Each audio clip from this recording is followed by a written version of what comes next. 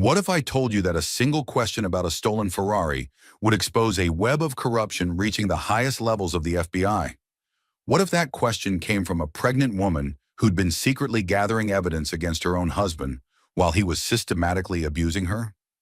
This is the story of Victoria Hayes Morrison, a woman who appeared to have everything: a millionaire CEO husband, a penthouse lifestyle, and a baby on the way.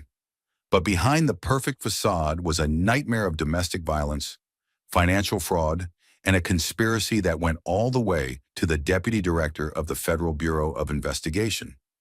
When Victoria asked her husband about insurance fraud outside a Boston police station, she had no idea her FBI director father was watching through the glass doors. She had no idea that her husband's violent response would trigger an investigation that would uncover decades of murder, money laundering, and corruption at the highest levels of American law enforcement.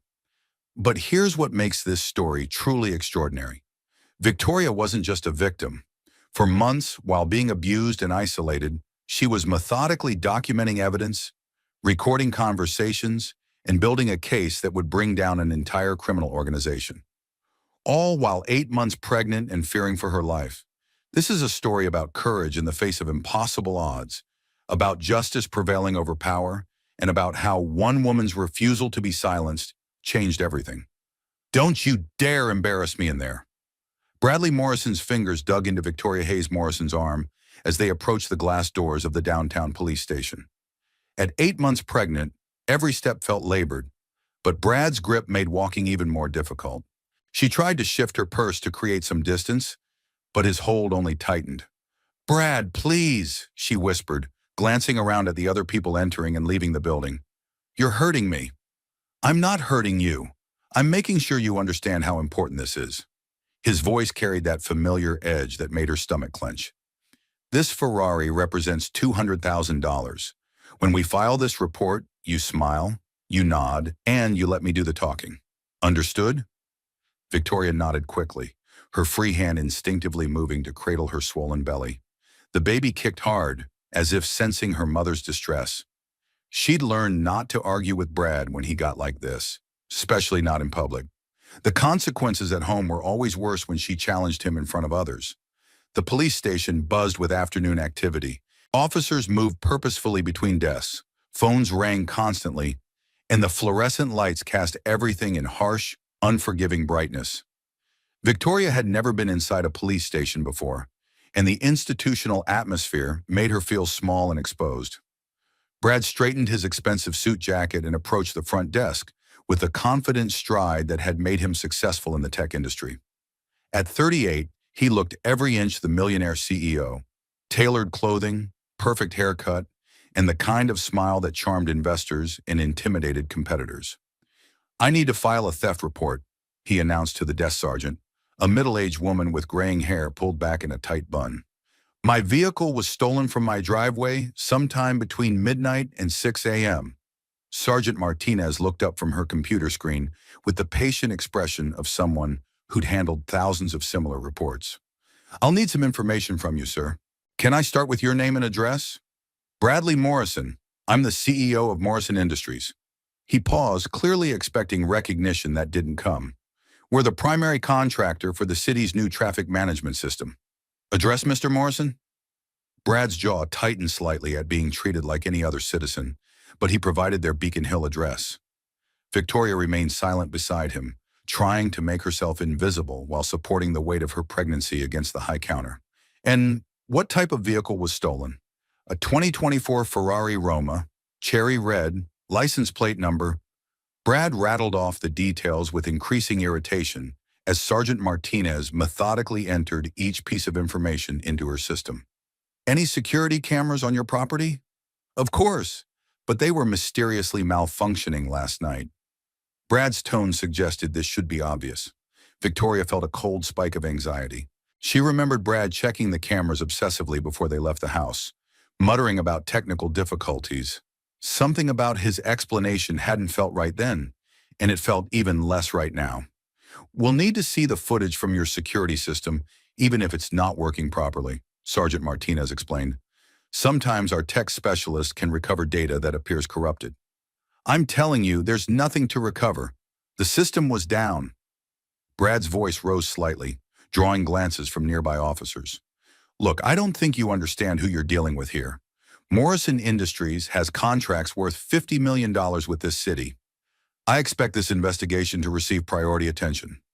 Sergeant Martinez's expression didn't change. Sir, every theft report receives the same professional attention, regardless of the victim's occupation. I'll need you to sign this initial report, and Detective Sullivan will follow up within 24 hours. Brad snatched the pen from her hand with enough force to make Victoria flinch. As he signed the document, she noticed his signature looked different somehow, shakier than usual. The baby kicked again, harder this time, and she shifted uncomfortably. Is there anything else I need to know about this theft? Sergeant Martinez asked, her gaze moving between Brad and Victoria. Any unusual circumstances, anyone who might have had access to your property, anything that seemed out of place? Nothing, Brad said quickly. It was a random theft, probably some street criminals who saw an opportunity. Victoria opened her mouth to mention the strange phone calls Brad had been receiving lately, calls that made him pace and swear under his breath. But Brad's warning grip on her arm tightened, and the words died in her throat. Mrs. Morrison, do you have anything to add? Sergeant Martinez addressed Victoria directly, something in her tone suggesting professional intuition. Before Victoria could respond, Brad stepped forward. My wife is 8 months pregnant and exhausted. She was asleep when the theft occurred and has nothing relevant to contribute.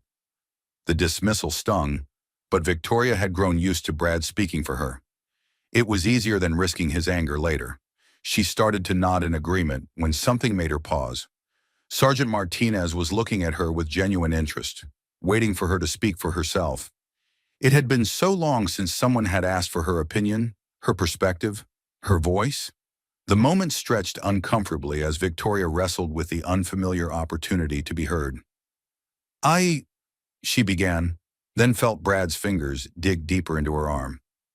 I was asleep, like my husband said.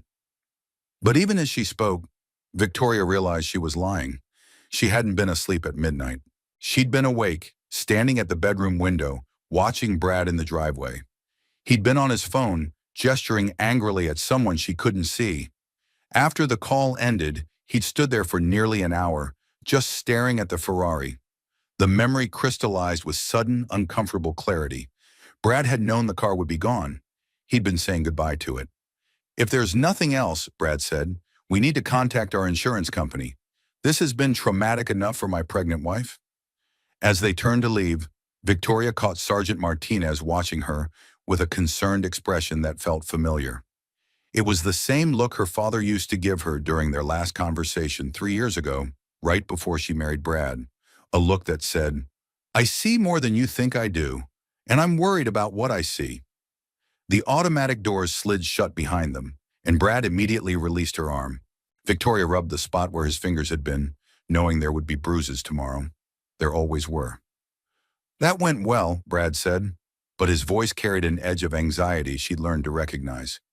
The insurance will pay out within 30 days, and we'll have this mess behind us. Victoria stopped walking. The piece of the puzzle she'd been avoiding suddenly clicked into place with devastating clarity. Brad, she said carefully, you filed an insurance claim before we even reported it stolen, didn't you? His face went very still. What are you talking about? You called the insurance company this morning, before we came here. I heard you on the phone giving them the claim number. Her voice grew stronger as the truth became unavoidable. You can't have a claim number unless you already filed the report, but we just filed the police report now. Brad's expression shifted through several emotions: surprise, calculation, and finally cold anger. They were standing on the sidewalk outside the police station, surrounded by people going about their normal Thursday afternoon business. But Victoria suddenly felt very alone. You need to be very careful about what you're suggesting, Victoria. I'm not suggesting anything. I'm asking a direct question. 8 months of pregnancy had given her time to think, time to notice patterns, time to see through the golden cage Brad had built around their marriage. Did you have the Ferrari stolen for the insurance money? The slap came so fast she didn't see it coming. Brad's open palm connected with her cheek with a crack that seemed to echo off the concrete around them. The force of it, combined with her shifted center of gravity, sent her stumbling backward. Victoria's hands flew to her belly as she lost her balance, her only thought to protect the baby. She hit the sidewalk hard, her hip and shoulder taking the impact as she curled around her unborn child. The busy street fell silent. Through the ringing in her ears, Victoria heard car doors slamming, footsteps running, voices shouting. Someone was calling for paramedics. Someone else was asking if she was okay. But all she could focus on was the terrifying stillness from the baby, who had been kicking so actively just moments before. "Ma'am, don't try to move. Help is coming." A gentle voice, female, professional. "I'm Detective Sullivan. Can you tell me your name?" Victoria tried to speak, but her voice came out as a croak. Is the baby okay?" "The paramedics will check on both of you. Right now, I need you to stay still." Detective Sullivan's voice moved away slightly. "Sir, I need you to step back and keep your hands visible." "This is ridiculous." Brad's voice, angry but controlled. "My wife is pregnant and clumsy. She lost her balance. This is a medical situation, not a criminal one." "Sir, I witnessed you strike a pregnant woman. That makes this very much a criminal situation." Victoria managed to turn her head enough to see Detective Sullivan, a woman in her mid-40s with short brown hair and the kind of steady demeanor that suggested years of experience with crisis situations. She was standing between Victoria and Brad, one hand extended to keep him back. "I want to call my lawyer," Brad said. "That's your right. But first, you're going to step away from the victim and wait for my backup to arrive." The word victim hit Victoria like a physical blow. She'd spent 3 years telling herself she wasn't a victim, that her marriage was just complicated, that Brad's controlling behavior was the price of financial security and social status. But lying on the sidewalk outside a police station, 8 months pregnant and reeling from her husband's public assault, the truth was impossible to avoid. Sirens wailed in the distance, growing closer. Victoria closed her eyes and tried to feel for any movement from the baby. Nothing. The stillness was terrifying. "Ma'am, what's your name?" Detective Sullivan knelt beside her, close enough that Victoria could see the badge clipped to her belt. "Victoria Morrison, Victoria Hayes Morrison." She'd kept her maiden name as part of her middle name. One small rebellion Brad had grudgingly allowed. Now it felt like a lifeline to the person she used to be before she became Mrs. Bradley Morrison. "Victoria, the paramedics are almost here.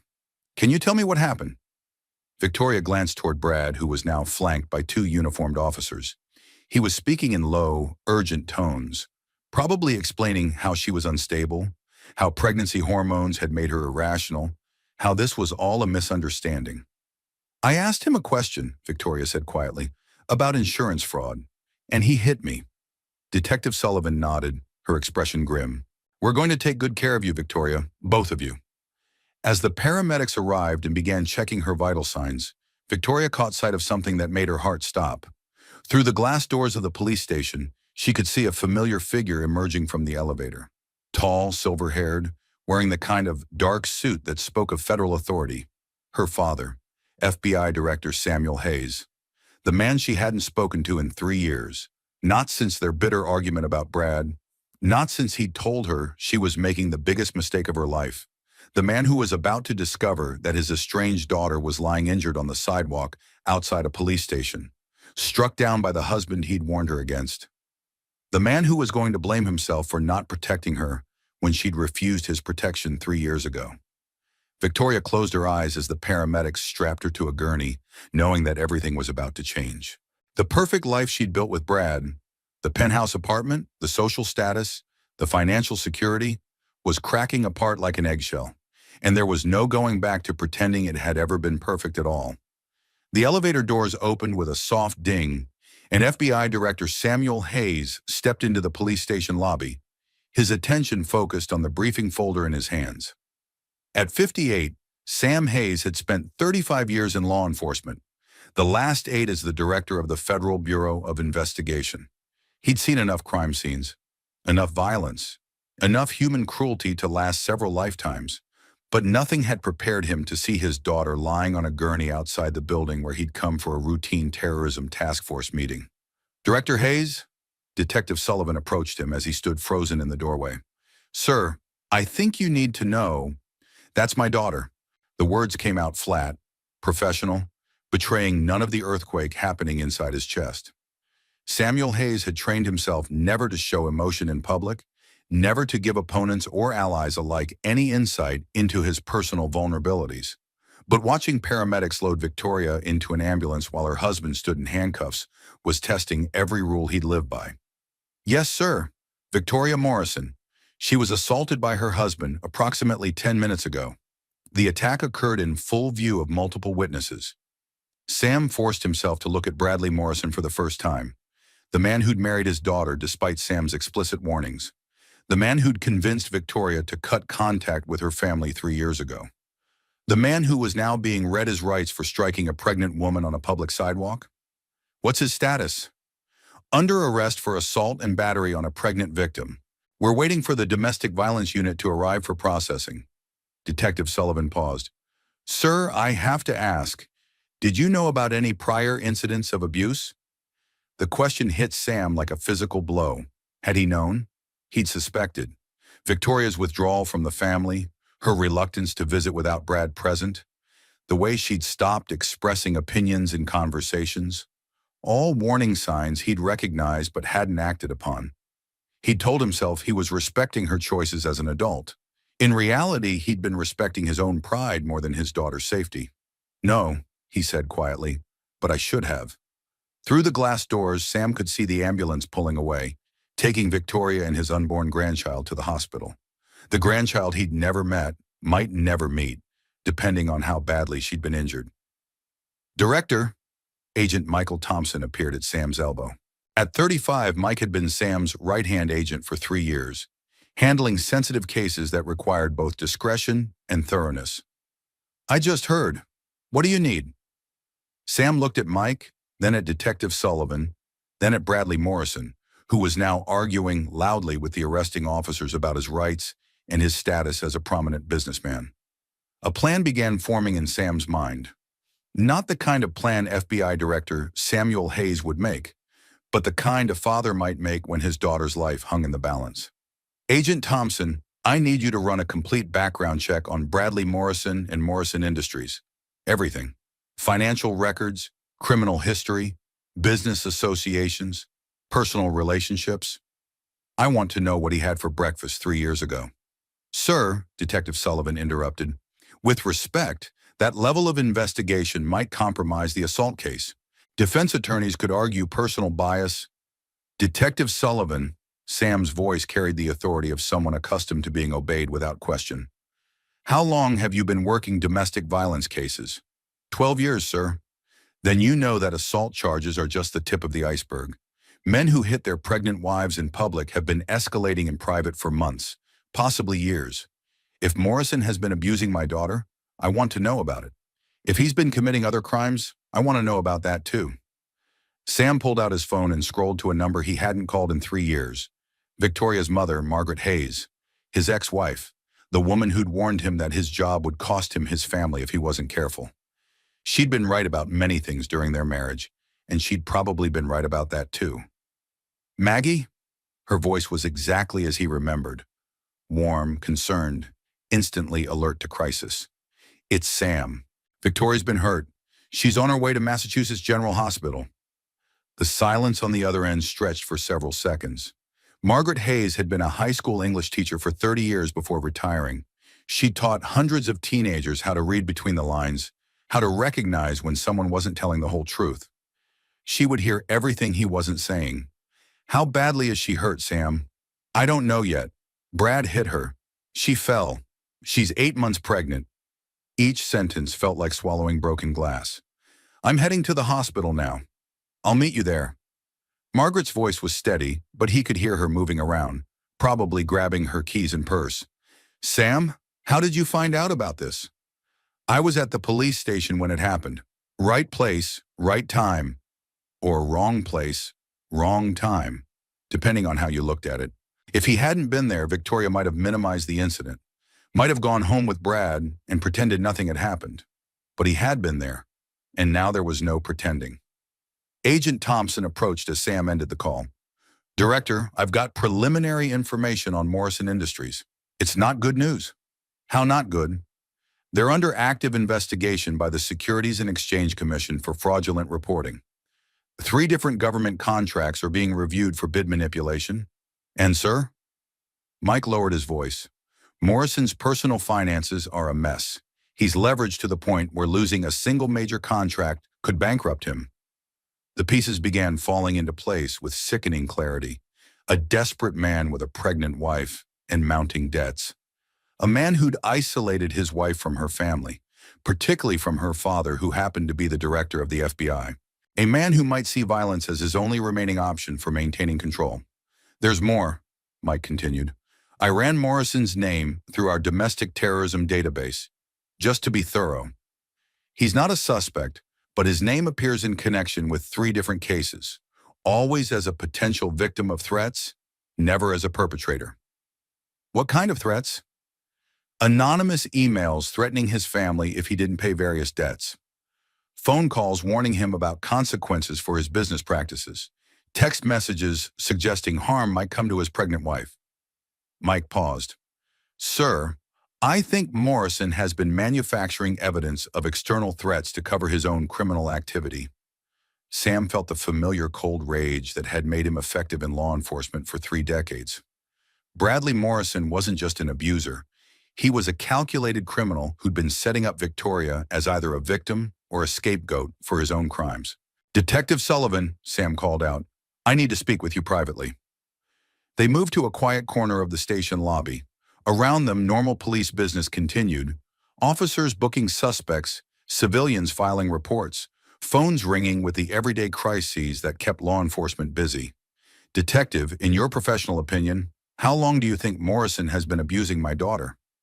Detective Sullivan considered the question carefully. Based on what I observed today, and based on 12 years of domestic violence experience, I'd guess the psychological abuse started early in their relationship, probably during the engagement period. The physical abuse likely began when she got pregnant and became more vulnerable. 8 months ago. Yes, sir. Pregnancy often triggers escalation because the abuser sees the woman as more trapped, less likely to leave. It's also when many abusers start isolating their victims from family support systems. Santin. Sam thought about the timing. Victoria had stopped calling home around the time she would have learned she was pregnant. Margaret had been hurt by the sudden silence, had assumed it was normal newlywed behavior combined with pregnancy hormones.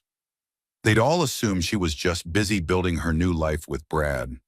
There's something else you should know, Detective Sullivan continued. When I asked Mrs. Morrison what happened, she didn't hesitate to tell me about the insurance fraud question that triggered the assault. In my experience, abuse victims often minimize or lie about what caused their injuries. The fact that she immediately identified fraud suggests she's been documenting his behavior. You think she has evidence? I think your daughter is smarter than her husband gives her credit for, and I think she's been planning something. Before Sam could respond, his phone rang. The caller ID showed Massachusetts General Hospital. This is Director Hayes. Someone. Director Hayes, this is Dr. Jennifer Walsh at Mass General. Your daughter Victoria Morrison was just brought in by ambulance. She's asking for you. The words hit him harder than any testimony he'd ever heard in a criminal trial. After 3 years of silence, Victoria was asking for him, not for Brad's lawyers or Brad's money or Brad's connections, for her father. I'm on my way. As Sam ended the call, he made a decision that would define everything that followed. He wasn't going to the hospital as FBI Director Samuel Hayes. He was going as a father whose daughter needed protection and who'd failed to provide it when she needed it most. Agent Thompson, I want you to coordinate with Detective Sullivan on the Morrison investigation. Everything by the book, but nothing overlooked. I'll be at the hospital. Sir, should I inform the Bureau about your personal involvement in this case? Sam considered the question. FBI directors were supposed to recuse themselves from cases involving family members.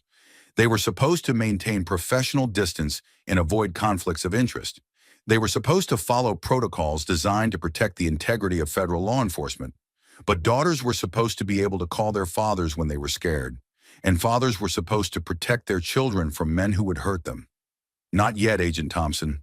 Let's see what we're dealing with first.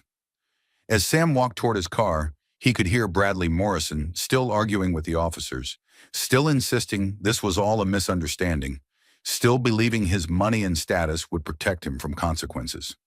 Morrison had no idea that he just assaulted the daughter of the most powerful law enforcement officer in the United States. He had no idea that his victim's father had resources Morrison couldn't imagine, and a motivation that made those resources extremely dangerous. Most importantly, Morrison had no idea that his desperate gamble to maintain control over Victoria had just triggered a chain of events that would destroy everything he'd built his identity around. Sam started his car and headed toward the hospital, toward his daughter, toward a reckoning that was 3 years overdue.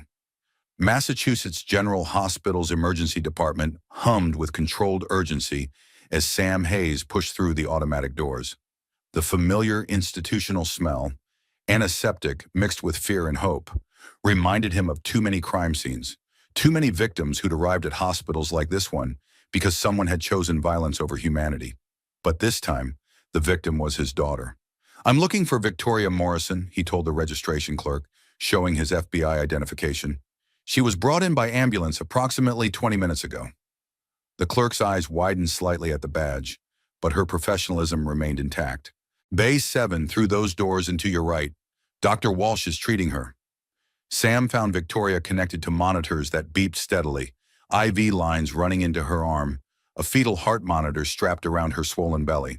Her face was pale except for the angry red mark on her left cheek where Brad's hand had connected.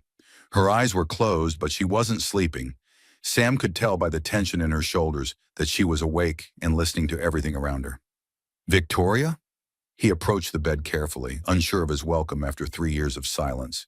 Her eyes opened immediately, and Sam felt his heart break a little at the relief he saw there. "Dad, you came." "Of course I came." He wanted to touch her hand, to offer some physical comfort, but wasn't sure if she'd welcome it. 3 years was a long time to be absent from someone's life. "How are you feeling? How's the baby?" "Dr. Walsh says we're both okay. The baby's heart rate is strong, and the fall didn't cause any bleeding or contractions." Victoria's voice was steady, but Sam could hear the underlying fear. "Dad, I need to tell you something about Brad, about his business, about the Ferrari, about everything that's been happening." Before Sam could respond, Dr. Jennifer Walsh entered the treatment bay. She was a woman in her early 40s, with the kind of direct manner that came from years of emergency medicine. Her expression was serious as she reviewed Victoria's chart. "Mrs. Morrison, your vital signs are stable, and the baby appears unaffected by the fall. However, I'd like to keep you for observation for the next few hours, just to be safe." Dr. Walsh glanced at Sam. "Are you family?" "I'm her father, FBI Director Samuel Hayes." Dr. Walsh's expression shifted slightly, not impressed by his title, but perhaps more understanding of the complex situation she was dealing with. "Director Hayes, I need to speak with you privately about some additional findings from Mrs. Morrison's examination." Sam felt his stomach clench. What kind of findings? The kind that suggests today's incident wasn't isolated. Dr. Walsh's meaning was clear, even wrapped in medical discretion. Victoria's hand moved to cover her face. "Doctor, please, I can explain." "Mrs. Morrison, there's nothing to explain, and nothing to be ashamed of." Dr. Walsh's voice was gentle but firm. "Director Hayes, could we speak in the hallway?" Sam looked at Victoria, who nodded reluctantly. In the hallway, Dr. Walsh kept her voice low, but her words were devastating. "Your daughter has multiple injuries in various stages of healing. Bruises on her arms and shoulders consistent with being grabbed forcefully. A partially healed rib fracture that's at least 6 weeks old. Stress-related pregnancy complications that suggest ongoing psychological trauma." Dr. Walsh paused. "Director, this has been happening for months, possibly the entire pregnancy." Sam leaned against the wall, feeling the weight of every decision he'd made over the past 3 years. Every time he'd chosen to respect Victoria's independence instead of investigating his instincts. Every time he'd told himself that smart, capable women didn't end up in abusive relationships. Every time he'd believed his own pride more than his daughter's need for protection. "What can we do legally?" he asked. "I've documented everything for the police report. Detective Sullivan called to say she's on her way to take Victoria's statement. But Director, you need to know, your daughter is going to need more than legal protection. She's going to need emotional support, financial independence, and probably therapy. This kind of systematic abuse doesn't end just because the perpetrator is arrested. Through the glass doors, Sam could see Margaret Hayes hurrying down the corridor, her face etched with the kind of worry only mothers knew. Behind her, unexpectedly, was Emma Collins, Victoria's former colleague and closest friend, someone Sam remembered from happier family gatherings 3 years ago. "Margaret called me," Emma explained as she reached them. "I've been worried about Victoria for months. She stopped returning my calls, stopped meeting for lunch. Every time I asked her to do something without Brad, she had an excuse." Margaret embraced Sam briefly, the first physical contact they'd had in over a year. Despite their divorce, despite the career pressures that had driven them apart, she was still the person who understood his guilt better than anyone else. "How is she?" Margaret asked. "Physically, she'll be fine. Emotionally," Sam trailed off, not sure how to explain the magnitude of what they were facing. "Doctor." Walsh excused herself to check on other patients, leaving the three of them standing in the hallway like survivors of some natural disaster, trying to process the scope of the damage. "I should have known," Margaret said quietly. "When she stopped calling, when she stopped visiting, when she started making excuses for why Brad couldn't come to family gatherings, I thought she was just busy with work and pregnancy and marriage. I thought—" "We all thought," Sam interrupted. "We all missed the signs because we wanted to believe she was happy." Emma Collins shook her head. "I didn't miss the signs. I knew something was wrong, but every time I tried to talk to her about it, she'd change the subject or cancel our plans. And then Brad would show up at work events, always touching her, always speaking for her, always positioning himself between her and other people." "Work events?" Sam asked sharply. "Victoria quit Morrison Industries 8 months ago, right after she got married. Brad said she wanted to focus on preparing for the baby, but—" Emma hesitated, then continued. "I heard from mutual friends that Brad had been pressuring her boss to fire her. He claimed she was becoming unreliable due to pregnancy, that she was making mistakes that could cost the company clients." Sam felt the familiar cold rage building in his chest. She was forced out, systematically isolated from her professional network, from her income, from her sense of identity outside of being Brad's wife. Emma's voice carried the anger of someone who'd watched a friend disappear into an abusive relationship. "Sam, I think she's been trying to find a way out for months. Some of the questions she asked me about employment law, about financial independence, about prenatal health insurance, she's been planning something." Detective Sullivan appeared at the far end of the corridor, approaching with the measured pace of someone who'd interviewed hundreds of domestic violence victims. Sam recognized the careful balance, moving quickly enough to gather evidence while emotions were fresh, but slowly enough not to traumatize someone who'd already been through enough. "Director Hayes, Mrs. Hayes, Ms. Collins, how is Victoria doing?" "Stable," Sam replied. "Doctor says she can give a statement if she's up to it. Before I speak with her, I need to update you on her husband's status. Bradley Morrison has been charged with assault and battery on a pregnant victim. He's being held without bail pending a dangerousness hearing tomorrow morning." "Without bail?" Margaret looked surprised.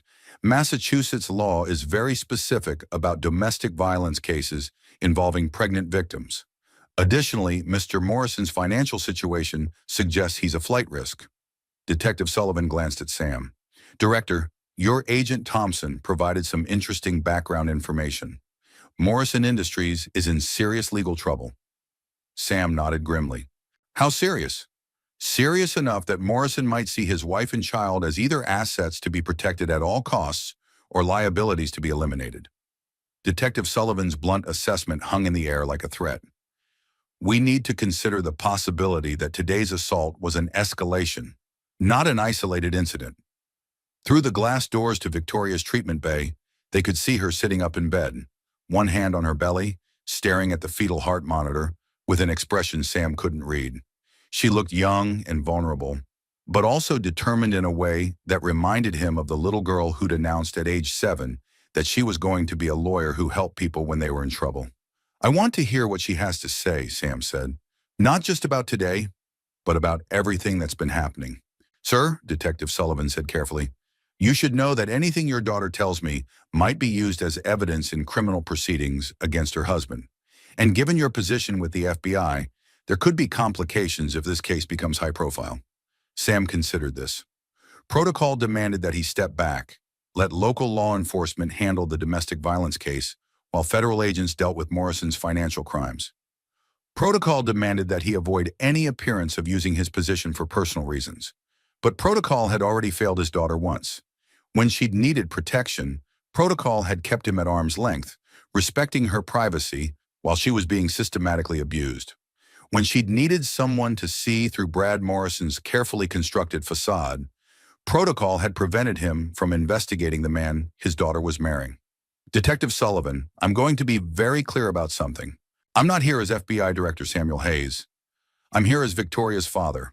Whatever she needs, legal protection, federal investigation, or just someone to hold her hand while she gives her statement, that's what she gets. Detective Sullivan nodded slowly. Understood, sir. Shall we go talk to your daughter? As they prepared to enter Victoria's room, Sam caught sight of a familiar figure through the hospital's main entrance. Agent Thompson, moving with the purposeful stride that usually meant he discovered something important. Director, Mike called out as he approached. We have a problem. Morrison made his one phone call from jail. His lawyer? No, sir. He called someone named Grace Morrison, apparently his mother. She's hired a private investigator and a crisis management firm. They're already working on damage control, claiming Victoria's injuries were accidental and that she's been emotionally unstable throughout the pregnancy. Sam felt something cold and sharp settle in his chest. Brad Morrison wasn't just fighting the criminal charges. He was preparing to destroy Victoria's credibility, to paint her as an unreliable witness who couldn't be trusted to tell the truth about her own assault. There's more, Mike continued. The private investigator Morrison's mother hired, he used to work for the Bureau. He knows our procedures, knows how we build cases, and he's already requesting Victoria's medical records, claiming Morrison needs them to defend against false accusations. Emma Collins stepped forward, her face flushed with anger. They're going to try to make this her fault. They're going to claim she's lying about everything. Not if we document the truth first, Detective Sullivan said grimly. Mrs. Morrison's statement becomes even more critical now. We need her version of events on record before Morrison's defense team can muddy the waters. Sam looked through the glass at his daughter, who was still staring at the fetal heart monitor with that expression of quiet determination. Victoria had been protecting herself and her unborn child for months, probably without any support or encouragement from the people who should have been helping her. Now it was time for her family to start protecting her back. Let's go hear what she has to say, Sam said. All of it. Dr. Jennifer Walsh returned to Victoria's bedside as the family gathered around her. The fetal heart monitor continued its steady beeping, a reassuring counterpoint to the tension filling the small treatment bay. Mrs. Morrison, before Detective Sullivan takes your statement, I need to discuss my medical findings with you. Dr. Walsh's voice was professional but kind. You have the right to have these injuries documented as evidence, but you also have the right to privacy regarding your medical information. What would you like to do? Victoria looked at her father, then at her mother, then at Emma. These were the people who tried to warn her about Brad, the people she'd pushed away to protect them from the truth about her marriage. I want everything documented, she said quietly. All of it. The bruises, the rib fracture, the stress complications. I want people to know what he's been doing to us. Her hand moved protectively over her belly. To both of us. Dr. Walsh nodded and began her clinical recitation. Patient presents with facial swelling and bruising consistent with being struck by an open hand. Additionally, I've observed bruising on both upper arms in the pattern, consistent with forceful gripping. X-rays reveal a partially healed fracture to the 7th rib, approximately 6 to 8 weeks old. Sam felt his hands clench into fists. 8 weeks ago, Victoria would have been 6 months pregnant.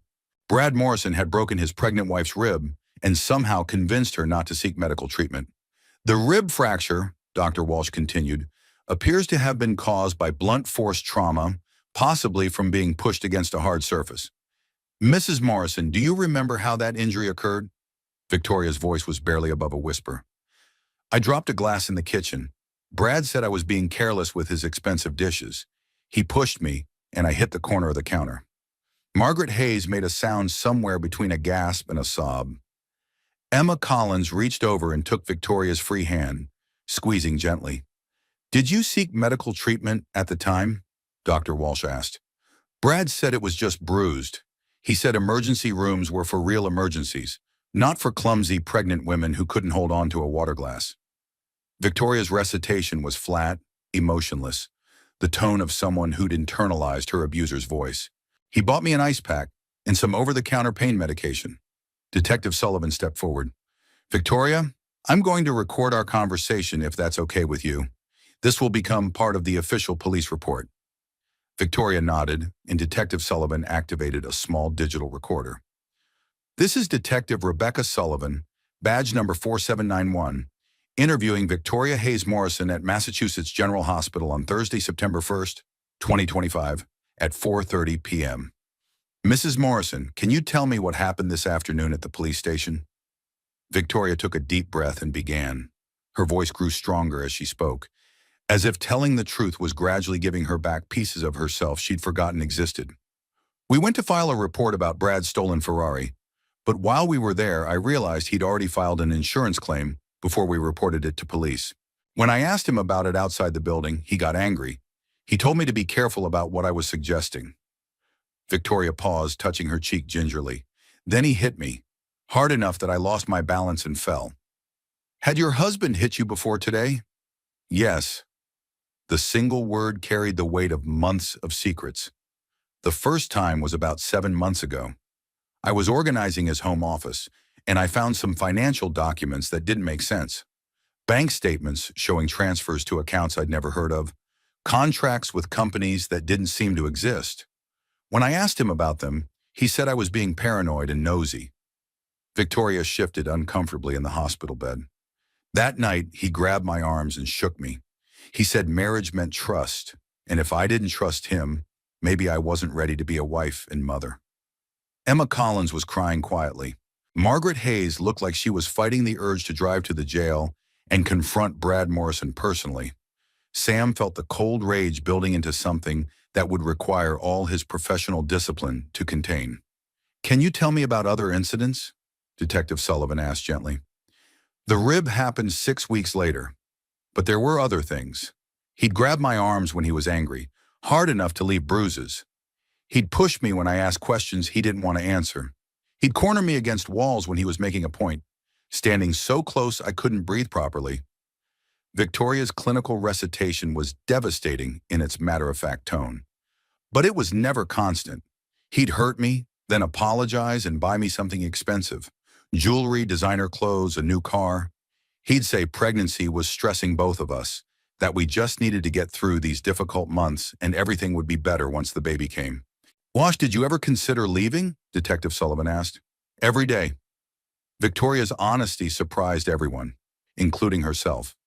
"But Brad controlled all our finances.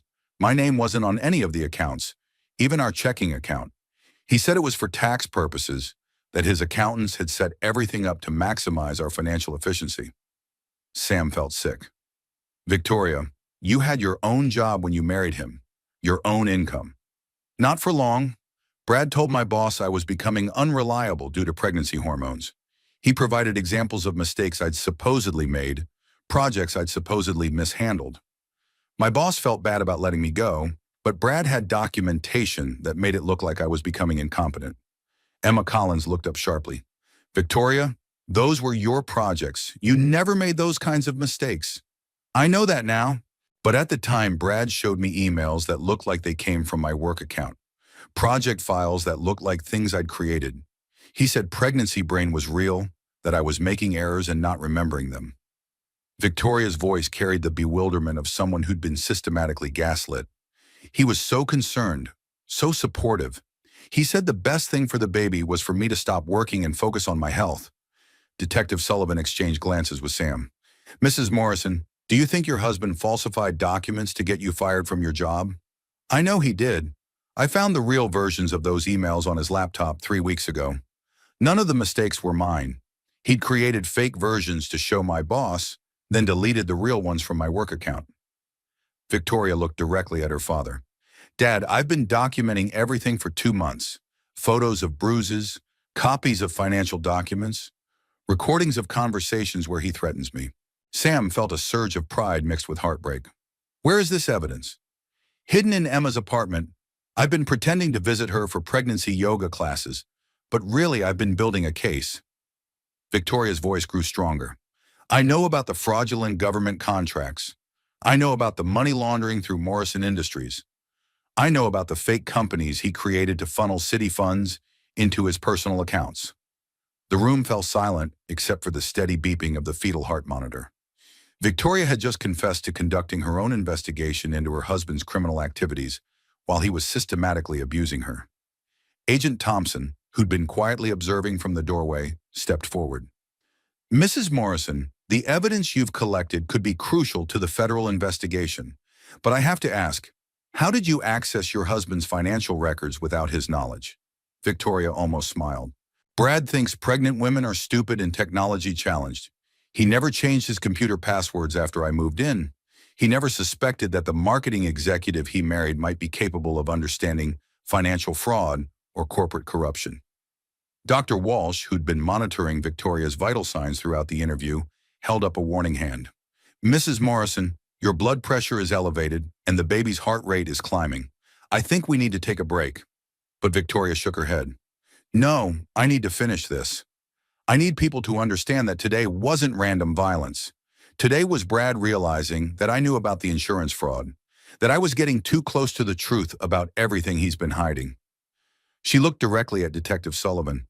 The Ferrari theft was fake. Brad arranged it himself because he needs insurance money to cover the debts from his fraudulent contracts. When I figured it out and asked him about it, he knew his whole house of cards was going to collapse. Detective Sullivan nodded grimly. Mrs. Morrison, in your opinion, what do you think your husband would have done if this confrontation had happened in private instead of outside a police station? Victoria was quiet for a long moment, her hand moving protectively over her belly. When she spoke, her voice was steady but chilling. I think he would have hurt me badly enough that I wouldn't be able to testify against him. I think he's been planning to claim I died in some kind of accident, maybe something related to pregnancy complications. He's been telling people for weeks that I've been unstable, that I've been having emotional problems. The room erupted in shocked voices, but Victoria held up her hand. 2 weeks ago, Brad took out a $5 million life insurance policy on me. He said it was to protect the baby if something happened during delivery. But the policy has a clause that pays double if my death is ruled accidental during pregnancy. Sam felt something cold and final settle in his chest. This wasn't just domestic violence. This was premeditated murder, planned and calculated by a man desperate enough to kill his pregnant wife to avoid prison. Victoria, he said quietly, you're not going home with him. Ever. I know, Dad. That's why I've been documenting everything. That's why I kept the evidence at Emma's apartment. That's why I asked him about the insurance fraud in public, where there would be witnesses. Victoria looked around the room at the people who loved her. I knew if I confronted him privately, I might not survive it. But I also knew I couldn't keep living with him, couldn't raise a child with a man who was planning to murder me. Detective Sullivan turned off the recorder. Mrs. Morrison, what you've just told us changes everything about this case. We're not just looking at domestic violence anymore. We're looking at attempted murder, insurance fraud, and criminal conspiracy. Emma Collins was staring at Victoria with a mixture of admiration and horror. Tori, you've been doing this alone for months. Why didn't you ask for help? Victoria looked at her father, then at her mother. Because I was ashamed. Because I thought people would ask why I stayed, why I married him after Dad warned me about him, why I didn't leave the first time he hurt me. Tears started flowing down her cheeks. Because I thought if I was smart enough to investigate his crimes, I should have been smart enough not to fall for his lies in the first place. Margaret Hayes stood up and carefully embraced her daughter, mindful of the IV lines and monitor wires. Oh, sweetheart, being smart doesn't make you immune to being manipulated. Being strong doesn't mean you can't be trapped. Dr. Walsh checked Victoria's monitors and frowned. I'm seeing some concerning changes in the baby's heart rate. Mrs. Morrison, I think the stress of this conversation is affecting your pregnancy. We need to focus on keeping you and the baby stable. But before anyone could respond, Agent Thompson's phone buzzed with an urgent message. He read it quickly, then looked up with an expression that made Sam's stomach clench. "Director, we have a problem. Morrison just made another phone call from jail, this time to someone we can't identify. The number's registered to a burner phone. The call lasted 30 seconds, and all he said was, 'Plan B is now in effect.'" Victoria's face went white. "Oh, God, Grace Morrison, Brad's mother. She's been helping him plan something." Detective Sullivan grabbed her radio. "I'm calling for protective custody. If Morrison has accomplices on the outside, Mrs. Morrison could still be in danger, even with him in jail." As alarms began sounding and security personnel rushed toward Victoria's room, Sam realized that arresting Brad Morrison had only been the first move in a much more dangerous game. And somewhere out there, Brad's mother was implementing a plan that might put Victoria and her unborn child in even greater danger than they'd faced at home. The secure conference room at Massachusetts General Hospital buzzed with controlled urgency as Agent Thompson spread files across the table. Victoria had been moved to a private room under protective custody with 2 security guards stationed outside her door. Dr. Walsh had managed to stabilize both Victoria and the baby, but the stress of the day's revelations was taking its toll. Sam Hayes sat at the head of the table, officially recusing himself from the federal investigation, but unofficially coordinating every aspect of his daughter's protection. Detective Sullivan sat to his right, her domestic violence case now expanded into something much larger and more dangerous. "Morrison Industries is a shell," Agent Thompson began, opening the first file. "What looks like a successful tech company is actually an elaborate money laundering operation disguised as government contracting." He spread out a series of financial documents. Over the past 3 years, Morrison has been awarded $57 million in federal and municipal contracts, traffic management systems, cybersecurity consulting, data analysis for city planning. But here's the problem. None of the work was ever actually completed. Emma Collins, who'd been granted temporary clearance due to her role as Victoria's evidence custodian, leaned forward. "How is that possible? Wouldn't the cities notice if they paid for services they never received?" "They would if they were paying attention, but Morrison was clever. He targeted small municipalities with limited oversight capabilities, cities with understaffed IT departments who were grateful to have someone handle complex technical projects." Agent Thompson pulled out another document. He'd submit preliminary reports showing progress, request partial payments for equipment and personnel, then delay final delivery with technical excuses. Sam studied the paperwork, his law enforcement experience making the patterns clear. By the time city officials realized they weren't getting what they paid for, Morrison had already moved the money through multiple accounts and fake companies. The cities were left with partial refunds and legal bills that exceeded their original investment. Exactly. But Victoria's evidence shows us something else. Agent Thompson opened a laptop and displayed a series of email exchanges. Mrs. Morrison documented conversations where her husband was planning to blame project failures on cyber attacks, equipment malfunctions, and employee sabotage. He was setting up a victim narrative that would let him keep the money while avoiding criminal responsibility. Detective Sullivan frowned. "How does domestic violence fit into financial fraud?" "Control and isolation," Agent Thompson explained. Victoria was the only person close enough to Morrison to notice the patterns. Her marketing background gave her the skills to understand complex financial schemes.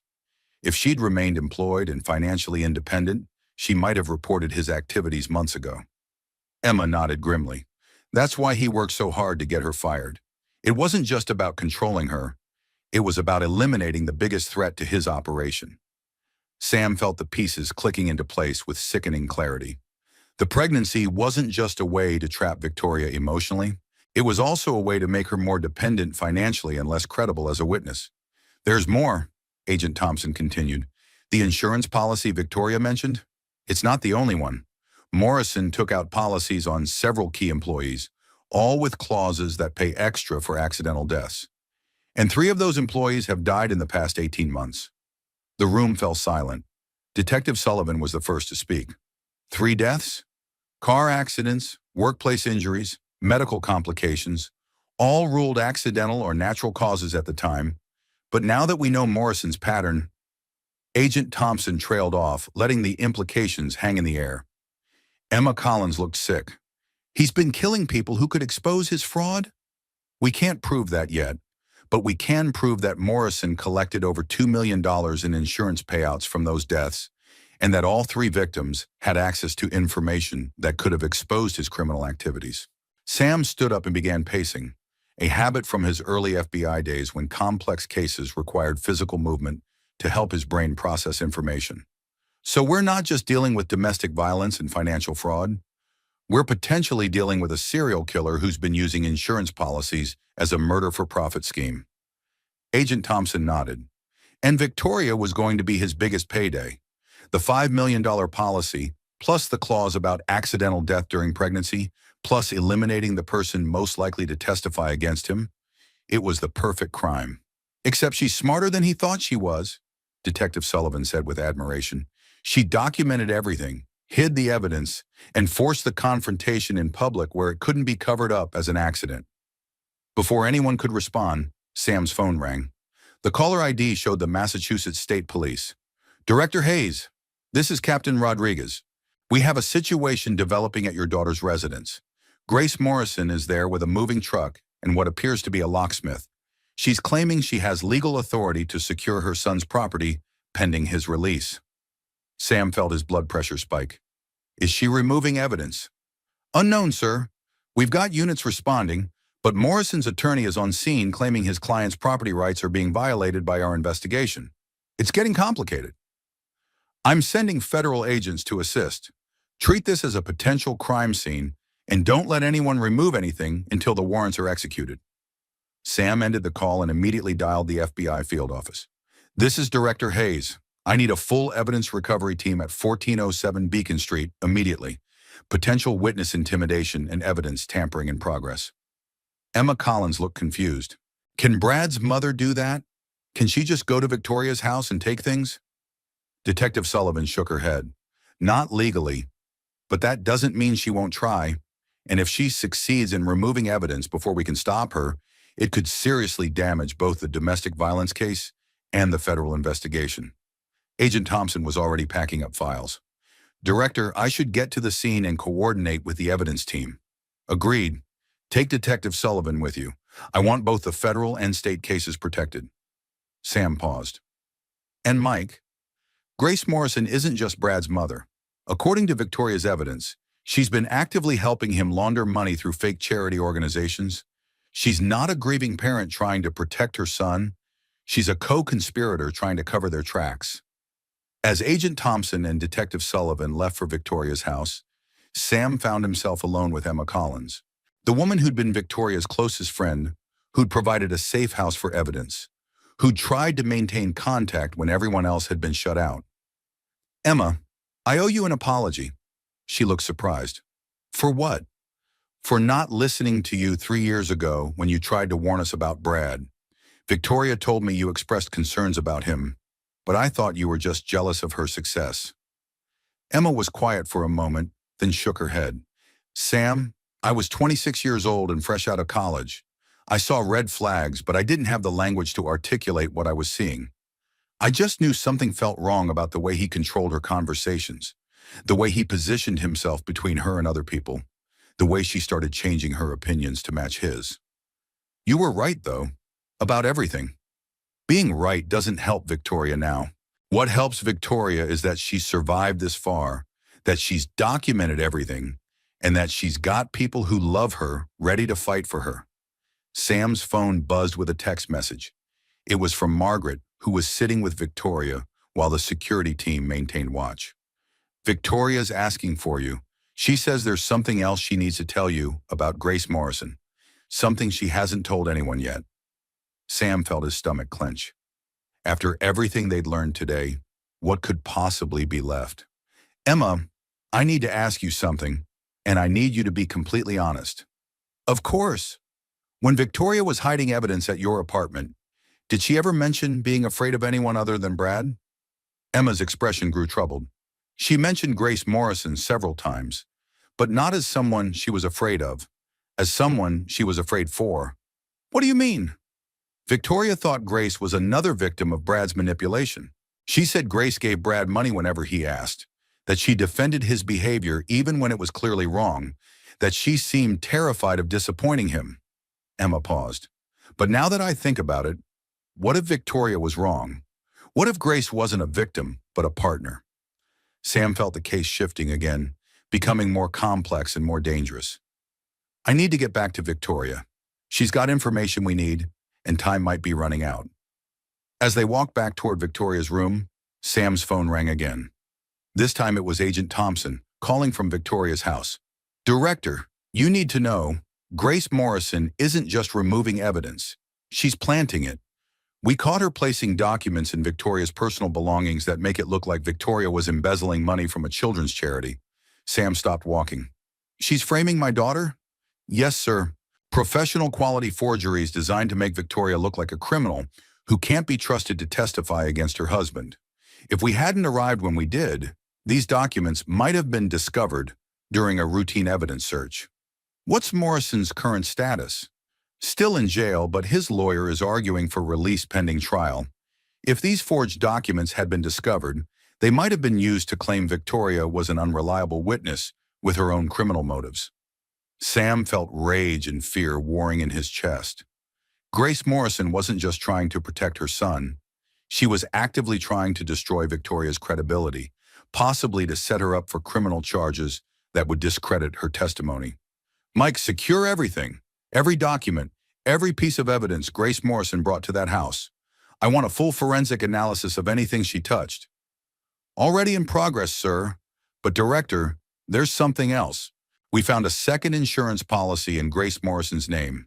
She's the beneficiary on a $2 million accidental death policy for Victoria, separate from the one Brad took out.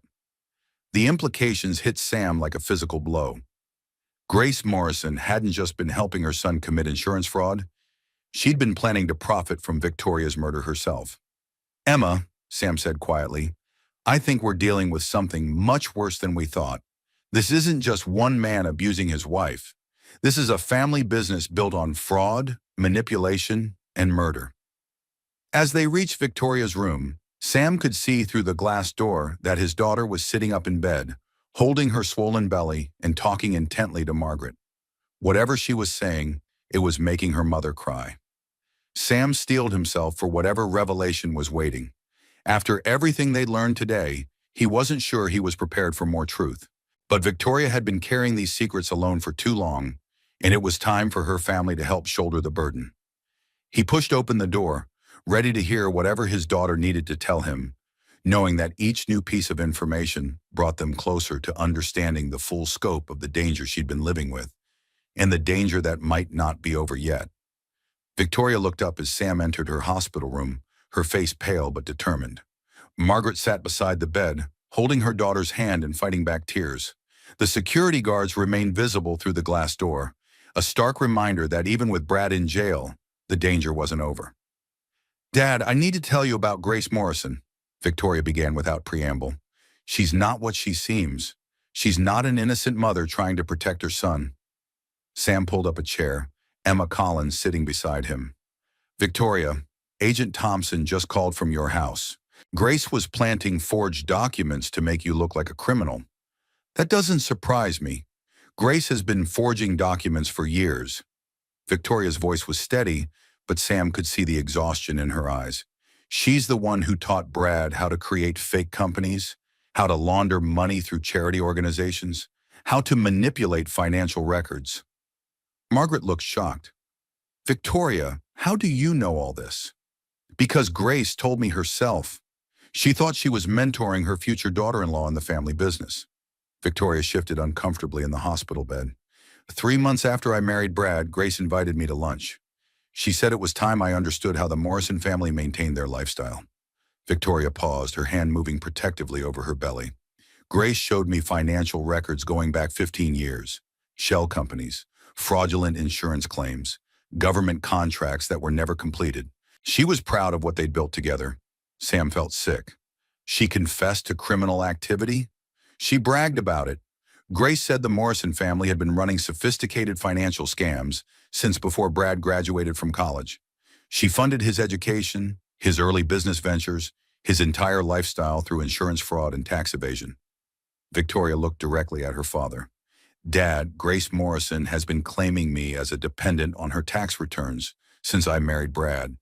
She's been collecting government benefits meant for low-income families by listing me and the baby as people living in her household. Emma Collins stared at Victoria in disbelief. She's been committing welfare fraud using your identity? That's the least of it. Grace has been using my name and social security number to open credit accounts, take out loans, and establish business relationships. When I tried to check my credit report 6 weeks ago, I discovered I'm supposedly a co-owner of 12 different companies I've never heard of. Sam felt the investigation expanding exponentially. Victoria, why didn't you report this to the authorities? Because Grace showed me what happened to other people who tried to expose them. Remember Brad's former business partner, David Chen? The one who died in that car accident last year? Sam nodded. Agent Thompson had mentioned several suspicious deaths connected to Morrison Industries. David didn't die in an accident. Grace showed me photos of his car after she and Brad tampered with the brakes. She wanted me to understand what happened to people who threatened the family business. The room fell silent except for the steady beeping of the fetal heart monitor. Victoria had just confessed to having evidence of premeditated murder, evidence she'd been carrying alone for months while living with the killers. Grace killed David Chen? Detective Sullivan's voice came from the doorway. She'd returned from Victoria's house and was standing with Agent Thompson, both of them looking grim. Grace and Brad together. They made it look like mechanical failure, but Grace documented everything. She keeps trophies of their crimes, photos, video recordings, personal items from their victims. Victoria's voice was barely above a whisper. She has a storage unit filled with evidence of every fraud, every theft, every murder they've committed over the past 15 years. Agent Thompson stepped forward. Mrs. Morrison, do you know the location of this storage unit? Unit 47 at Secure Space Storage on Cambridge Street. Grace gave me the access code in case something ever happened to her. She said family members needed to look out for each other. Sam felt a mixture of pride and heartbreak as he watched his daughter systematically dismantling a criminal organization that had trapped her for years. Victoria had been gathering evidence not just of her own abuse, but of a decades-long pattern of fraud and murder. There's more, Victoria continued. Grace didn't just help Brad get me fired from Morrison Industries. She orchestrated it as part of a larger plan to isolate me from anyone who might help me escape. Emma Collins leaned forward. What kind of plan? Grace researched my entire family. She knew about Dad's position with the FBI, about Mom's connections in education, about our family's financial resources. She developed a strategy to make me too ashamed and too scared to ask for help. Victoria looked at Margaret. Mom, do you remember getting those anonymous letters about Dad's FBI cases? The ones that made you worry he was in danger? Margaret nodded. They came for months. That's part of why your father and I finally divorced. I was terrified something would happen to him, and the stress was destroying our marriage. Grace wrote those letters. She wanted to break up our family so I wouldn't have a stable support system to return to. She researched Dad's classified cases and used that information to make the threats seem credible. Sam felt something cold and final settle in his chest. Grace Morrison hadn't just been helping her son abuse his wife. She'd been systematically destroying Victoria's entire family network to ensure she had nowhere to run. The divorce wasn't your fault, Victoria continued, looking between her parents. Grace manipulated both of you using information she never should have had access to. She wanted me isolated, financially dependent, and too ashamed to tell anyone what was really happening. Dr. Walsh appeared in the doorway, holding Victoria's latest test results. I'm sorry to interrupt, but I need to discuss some concerning developments with Mrs. Morrison's condition. Sam felt his heart stop. Is the baby okay? The baby is fine, but Mrs. Morrison is showing signs of severe stress-related complications. Her blood pressure is dangerously elevated, and she's experiencing irregular contractions. Dr. Walsh looked around the room. I understand there are ongoing legal issues, but my patient's health has to be the priority. Victoria struggled to sit up straighter. Doctor, I need to finish telling them about Grace Morrison. If something happens to me before I can testify— Nothing is going to happen to you, Sam interrupted. You're safe here, and we have all the evidence we need to arrest Grace Morrison and anyone else involved in this conspiracy. Agent Thompson nodded. Mrs. Morrison, we've recovered the forged documents from your house. We have the financial records you provided through Emma, and now we have the location of Grace Morrison's evidence storage unit. We can build the case without putting additional stress on you and the baby. But Victoria shook her head weakly. You don't understand. Grace has been planning something for tonight. She called Brad in jail this afternoon and told him, Plan B is now in effect. I know what Plan B is. Detective Sullivan moved closer to the bed. What is Plan B? Grace has been paying someone at this hospital to monitor my condition and report back to her. If I went into labor or became seriously ill, Plan B was to create a medical emergency that would look accidental but would kill both me and the baby. Dr. Walsh looked shocked. Mrs. Morrison, are you saying someone on my staff is involved in this conspiracy? Grace showed me bank records. She's been paying a nurse named Patricia Williams $5,000 a month to keep track of high-risk patients who might be vulnerable to medical accidents. Sam was already reaching for his phone. Agent Thompson, I need immediate background checks on all medical personnel with access to Victoria's room. And I need Patricia Williams brought in for questioning immediately. Dad, wait. Victoria's voice stopped him. Patricia Williams isn't the only one. Grace has people in the police department, people in the court system, people in the hospital administration. She's been building a network of corrupt insiders for years. The scope of the corruption was staggering. Grace Morrison hadn't just been committing isolated crimes. She'd been operating a sophisticated criminal organization with tentacles throughout law enforcement, healthcare, and municipal government. Victoria, Sam said gently, I need you to focus on staying healthy and keeping that baby safe. Let us handle the investigation. But what if Grace's people are already here? What if Plan B is already in motion? Victoria's breathing was becoming labored, her stress affecting both her and the baby. Dr. Walsh checked the fetal monitor and frowned. Mrs. Morrison, I'm seeing signs of fetal distress. Your anxiety is affecting the baby's heart rate. Before anyone could respond, the lights in Victoria's room flickered and went out. Emergency lighting kicked in immediately, but the sudden darkness sent everyone into high alert. That's not normal, Dr. Walsh said grimly. The power grid for this wing is on a separate circuit from the rest of the hospital. Sam felt his FBI training take over. Agent Thompson, get hospital security up here immediately. Emma, help Dr. Walsh monitor Victoria. Margaret, call 911 and report a potential threat to a federal witness. Through the glass door, Sam could see one of the security guards talking urgently into his radio. The other guard was nowhere to be seen. Where's the second guard? Sam asked Detective Sullivan. I don't know. He was here when we arrived. Detective Sullivan drew her weapon and moved toward the door. Victoria grabbed her father's arm. Dad, this is how they did it with David Chen. They created a distraction, isolated their target, then made it look like an accident during the confusion. Dr. Walsh was checking the medical equipment, which was running on backup battery power. The fetal monitor is still working, but if someone has sabotaged the electrical system, we could lose life support capabilities. Sam made a decision that went against every protocol he'd ever learned. We're moving Victoria to a secure location. Now. Sir, moving a patient in her condition could be dangerous, Dr. Walsh protested. Not as dangerous as leaving her here if Grace Morrison's people are in the building. As if summoned by his words, the missing security guard appeared in the hallway. But instead of approaching Victoria's room, he was moving away from it, speaking quietly into a phone that wasn't issued by hospital security. Sam drew his weapon and opened the door. Federal agent, stop right there. The guard turned, saw Sam's gun, and ran. Detective Sullivan immediately gave chase while Agent Thompson coordinated with hospital security to lock down the building. Dad, Victoria called out weakly. Grace said if Plan B failed, there was always Plan C. She never told me what Plan C was, but she said it would solve all their problems permanently. Sam felt a chill run down his spine. They'd stopped Plan B, the medical emergency designed to kill Victoria and her baby. But Grace Morrison was still out there, still planning, still determined to eliminate the one witness who could destroy her entire criminal organization. And now they were trapped in a hospital that might be filled with Grace Morrison's corrupt allies, with Victoria in labor and nowhere safe to run. The hospital corridor erupted in controlled chaos as Detective Sullivan's voice crackled through the radio. Suspect in custody. The security guard was carrying a syringe filled with what appears to be potassium chloride.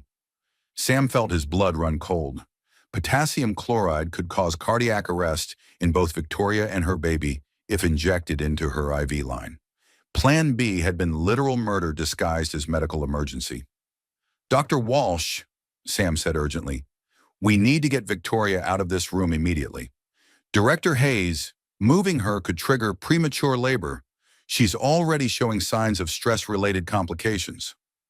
Dr. Walsh checked the fetal monitor again, her expression growing more concerned. "The baby's heart rate is becoming erratic."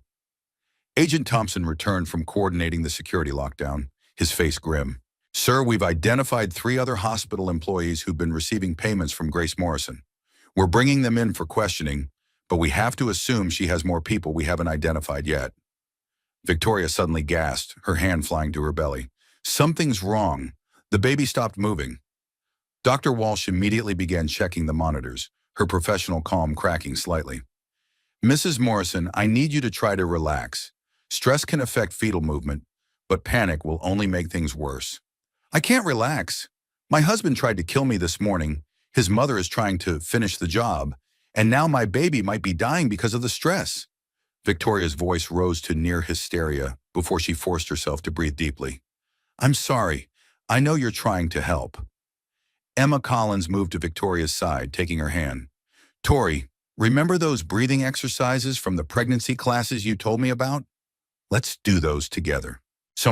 Margaret Hayes stood on the other side of the bed, smoothing Victoria's hair back from her face. "Sweetheart, your father and I are here now. We're not going to let anyone hurt you or the baby." Sam felt helpless watching his daughter struggle. For 35 years, he'd been solving problems through federal investigations, tactical planning, and law enforcement resources. But he couldn't arrest Victoria's pain, couldn't investigate away her fear, couldn't build a case against the biological reality of a high-risk pregnancy. His phone buzzed with a message from the field office. "Grace Morrison arrested at storage unit, attempting to destroy evidence. Multiple federal charges pending." "Victoria," Sam said gently, "Grace Morrison is in custody. She can't hurt you anymore." But instead of relief, Victoria looked more frightened. "Dad, you don't understand. Grace isn't the top of this organization. She's middle management. The real power behind all this is someone with access to federal law enforcement databases. Someone who could find out about FBI investigations before they started." Sam felt the case shift once again. "Victoria, what are you saying? Grace bragged about having a partner in federal law enforcement, someone who warned her whenever investigations were getting too close, someone who helped her stay one step ahead of the authorities?" Victoria's breathing was becoming more labored. "She said her federal contact was the reason the Morrison family had never been caught, despite decades of criminal activity." Agent Thompson looked at Sam with growing alarm. "Director, if Grace Morrison has a corrupt federal agent feeding her information, then this investigation has been compromised from the beginning," Sam finished grimly. "Mike, I need you to run a security audit on everyone who's had access to the Morrison Industries case files. Everyone." Dr. Walsh interrupted their conversation with urgency in her voice. "Mrs. Morrison, I'm seeing sustained fetal bradycardia. The baby's heart rate is dropping dangerously low. I need to prepare for emergency delivery." "No," Victoria said weakly. "It's too early. The baby isn't ready. The baby won't survive much longer under this level of stress, and neither will you if we don't relieve the pressure on your cardiovascular system." Dr. Walsh was already calling for the surgical team. "I need to get you to the operating room immediately." Sam felt panic rising in his chest. "Doctor, is the OR secure? If Grace Morrison has people throughout the hospital, the surgical suite is the most secure area of the hospital. Multiple layers of access control, video monitoring, and medical personnel who've all been with this hospital for years." Dr. Walsh paused. "But if you're concerned about security, I can arrange for FBI agents to observe the surgery." "Do it," Sam said immediately. "I want federal agents in that operating room." As the medical team prepared to move Victoria, Agent Thompson's phone rang. He answered it, listened briefly, then hung up with a troubled expression. "Director, that was the field office. Grace Morrison is demanding to speak with you personally. She says she has information about a federal conspiracy that you need to hear before Victoria goes into surgery." Sam felt his instincts screaming warnings. It's a manipulation tactic. She's trying to delay the medical treatment. Maybe. But sir, what if she's telling the truth about having a federal contact? What if someone in our organization is trying to sabotage this investigation? Victoria grabbed Sam's arm with surprising strength. Dad, don't talk to Grace. Whatever she tells you will be designed to make you doubt the people trying to help me. She's a master manipulator. But Victoria, if there is a corrupt agent, then catch them after you save my baby. Victoria's voice was firm despite her physical distress. Dad, I need you to focus on being a grandfather right now, not an FBI director. Please. Dr. Walsh nodded approvingly. Mrs. Morrison is right. The immediate medical crisis takes priority over everything else. Director Hayes, your daughter and grandchild need you here, not interrogating suspects. Sam made a decision that went against every investigative instinct he'd developed over 3 decades in law enforcement. Agent Thompson, handle Grace Morrison's interview. I'm staying with my daughter. As they wheeled Victoria toward the surgical suite, she looked up at Sam with fear and determination warring in her eyes. Dad, promise me something. Anything. If something happens to me during the surgery, don't let Brad or Grace anywhere near my baby. Promise me you'll fight for custody, that you'll protect her from them. Victoria, nothing is going to happen to you. You're going to be fine, the baby's going to be fine, and we're going to build a life together that doesn't include criminals or abusers. Promise me anyway. Sam felt tears threatening for the first time all day. I promise, but I'm not going to need to keep that promise because you're both going to be fine. The surgical suite doors closed behind Victoria, leaving Sam in a waiting area with Margaret and Emma. For the first time since this nightmare began, he had nothing to investigate, no suspects to interview, no tactical decisions to make. All he could do was wait and hope that the daughter he'd failed to protect was strong enough to survive the consequences of his failure. Margaret sat beside him, taking his hand in a gesture that felt familiar despite years of divorce and distance.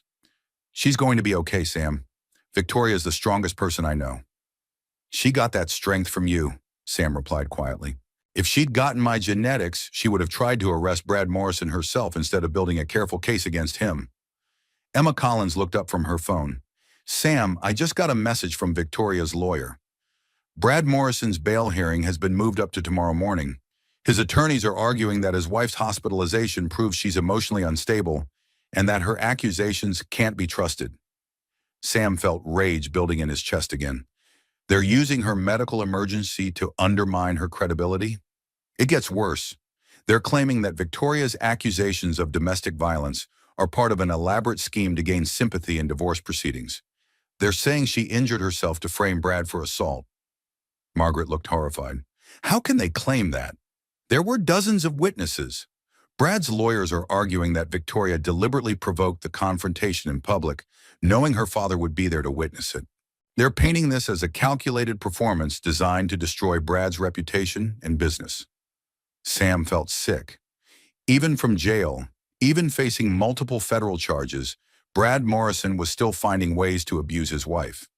He was turning her courage in speaking up into evidence of manipulation, turning her intelligence in gathering evidence into proof of criminal conspiracy. Emma, call Victoria's lawyer back. Tell him I want to testify at the bail hearing.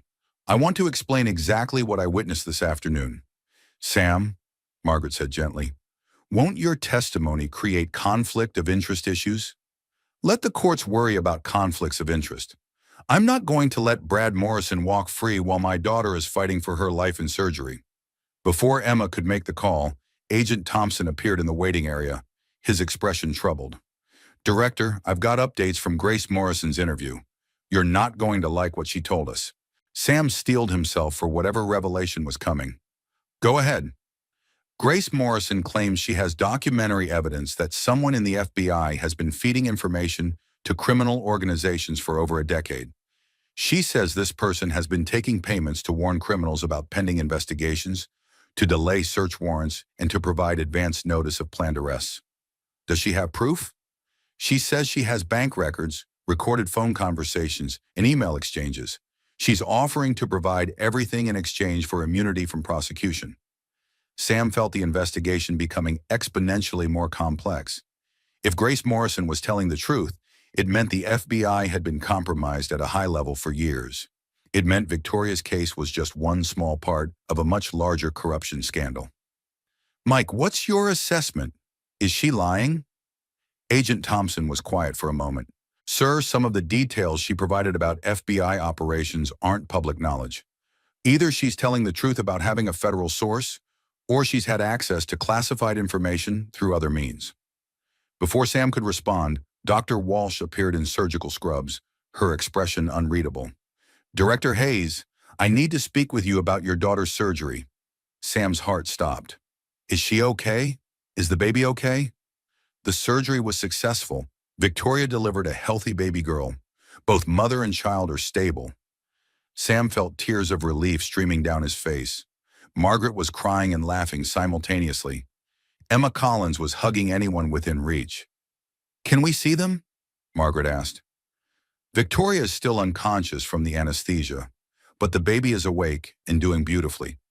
She's small, 5 pounds, 2 ounces, but perfectly healthy for her gestational age. Sam felt something shift inside his chest, some fundamental reorientation of priorities and purposes. He was a grandfather now. Everything else, the investigation, the corruption scandal, even Brad Morrison's criminal trial, suddenly seemed less important than the tiny human being who was depending on him for protection. Doctor, when can Victoria see her daughter? She should be awake within the hour. And Director Hayes, your daughter asked me to tell you something before the surgery. She said to tell you that she's naming the baby Hope, because that's what you and Mrs. Hayes gave her when you came to the hospital today. Sam felt his composure finally crack. After 35 years of maintaining professional distance from personal emotions, after decades of treating family relationships as secondary to law enforcement responsibilities, he was crying in a hospital waiting room because his daughter had chosen to honor his presence in her darkest moment. Mike, he said when he could speak again, handle Grace Morrison's deal however you think best. Right now, I need to meet my granddaughter. Agent Thompson nodded understandingly. Sir, take all the time you need. The investigation will be here when you're ready. As Sam walked toward the recovery ward to meet Hope Hayes Morrison, the little girl who would grow up knowing her grandfather had fought to protect her before she was even born, he realized that Victoria had been right about priorities. Sometimes being a father and grandfather mattered more than being FBI director. And sometimes the most important victories happened not in courtrooms or interrogation rooms, but in hospital rooms where new life overcame violence, where hope literally emerged from darkness, and where families found ways to heal from years of pain and separation. The investigation would continue. Justice would be served. But right now, Sam Hayes was going to hold his granddaughter and tell her about the brave woman who had fought so hard to bring her safely into the world. The NICU at Massachusetts General Hospital was quieter than Sam had expected, filled with soft beeping from monitors and the gentle whoosh of ventilators. Hope Hayes Morrison lay in an incubator, tiny but perfect, her small hands curled into fists as she slept peacefully, despite the chaos that had surrounded her birth. She's beautiful, Margaret whispered, standing beside Sam as they watched their granddaughter through the clear plastic walls of the incubator. She looks just like Victoria did as a baby. Sam reached through the access port to gently touch Hope's tiny hand, amazed when her fingers reflexively curled around his. She's so small, but strong, said the NICU nurse, a woman in her 50s with kind eyes and steady hands. 5 pounds, 2 ounces is excellent for 36 weeks. Her lungs are fully developed, and all her vital signs are perfect. Dr. Walsh approached from Victoria's recovery room. Director Hayes, your daughter is awake and asking for you. She's still groggy from the anesthesia, but she's alert and stable. Sam reluctantly released Hope's hand and followed Dr. Walsh to Victoria's bedside. His daughter looked pale and exhausted, but her eyes were clear and focused. Dad, is she okay? Is Hope okay? She's perfect, sweetheart. Small but perfect. Do you want to see her? Victoria tried to sit up, wincing at the surgical incision. Yes, but first I need to tell you something I couldn't say before the surgery. Something about the evidence I've been collecting. Sam pulled a chair close to her bed. Victoria, you need to rest. The investigation can wait. No, it can't. Dad, I've been recording conversations for 3 months, not just with Brad and Grace, but with their federal contact. Victoria's voice was weak but determined. I know who's been feeding them information from the FBI. Sam felt his heart sink. Victoria, you don't need to. It's Deputy Director Harrison. The name hit Sam like a physical blow. James Harrison had been his second in command for 4 years, his most trusted advisor, the man who'd helped him navigate the political complexities of leading the Bureau. The man who'd had access to every classified investigation, every operational plan, every personnel decision Sam had made as director. Victoria, are you sure? I have recordings of Grace talking to him on the phone, bank records showing payments from Morrison Industries to shell companies Harrison controls, email exchanges where Harrison warns Grace about pending FBI investigations. Victoria reached under her pillow and pulled out a small digital recorder. I've been carrying this with me for weeks, terrified someone would find it. Sam stared at the device that contained evidence of betrayal at the highest levels of federal law enforcement. How long have you known? Since I found the first set of financial documents. Harrison's name was on bank transfers going back 3 years, but I couldn't prove he was actively working with them until I started recording Grace's phone calls. Dr. Walsh checked Victoria's monitors and frowned. Mrs. Morrison, your blood pressure is elevated again. This conversation is causing additional stress. I'm sorry, but this is important. Victoria looked at Sam with an intensity that reminded him of her mother during Margaret's teaching days, when she was determined to help a struggling student succeed. Dad, Harrison knew about the Morrison Industries investigation from the beginning. He's been feeding them information to help them stay ahead of federal charges. Agent Thompson appeared in the doorway, having returned from Grace Morrison's interrogation. Director, I need to brief you on what Grace Morrison told us. Mike, before you do that, I need you to place Deputy Director Harrison under immediate surveillance, discreetly but thoroughly. Agent Thompson looked shocked. Sir? Sam gestured to the recorder in Victoria's hand. My daughter has evidence that Harrison has been providing classified information to the Morrison criminal organization.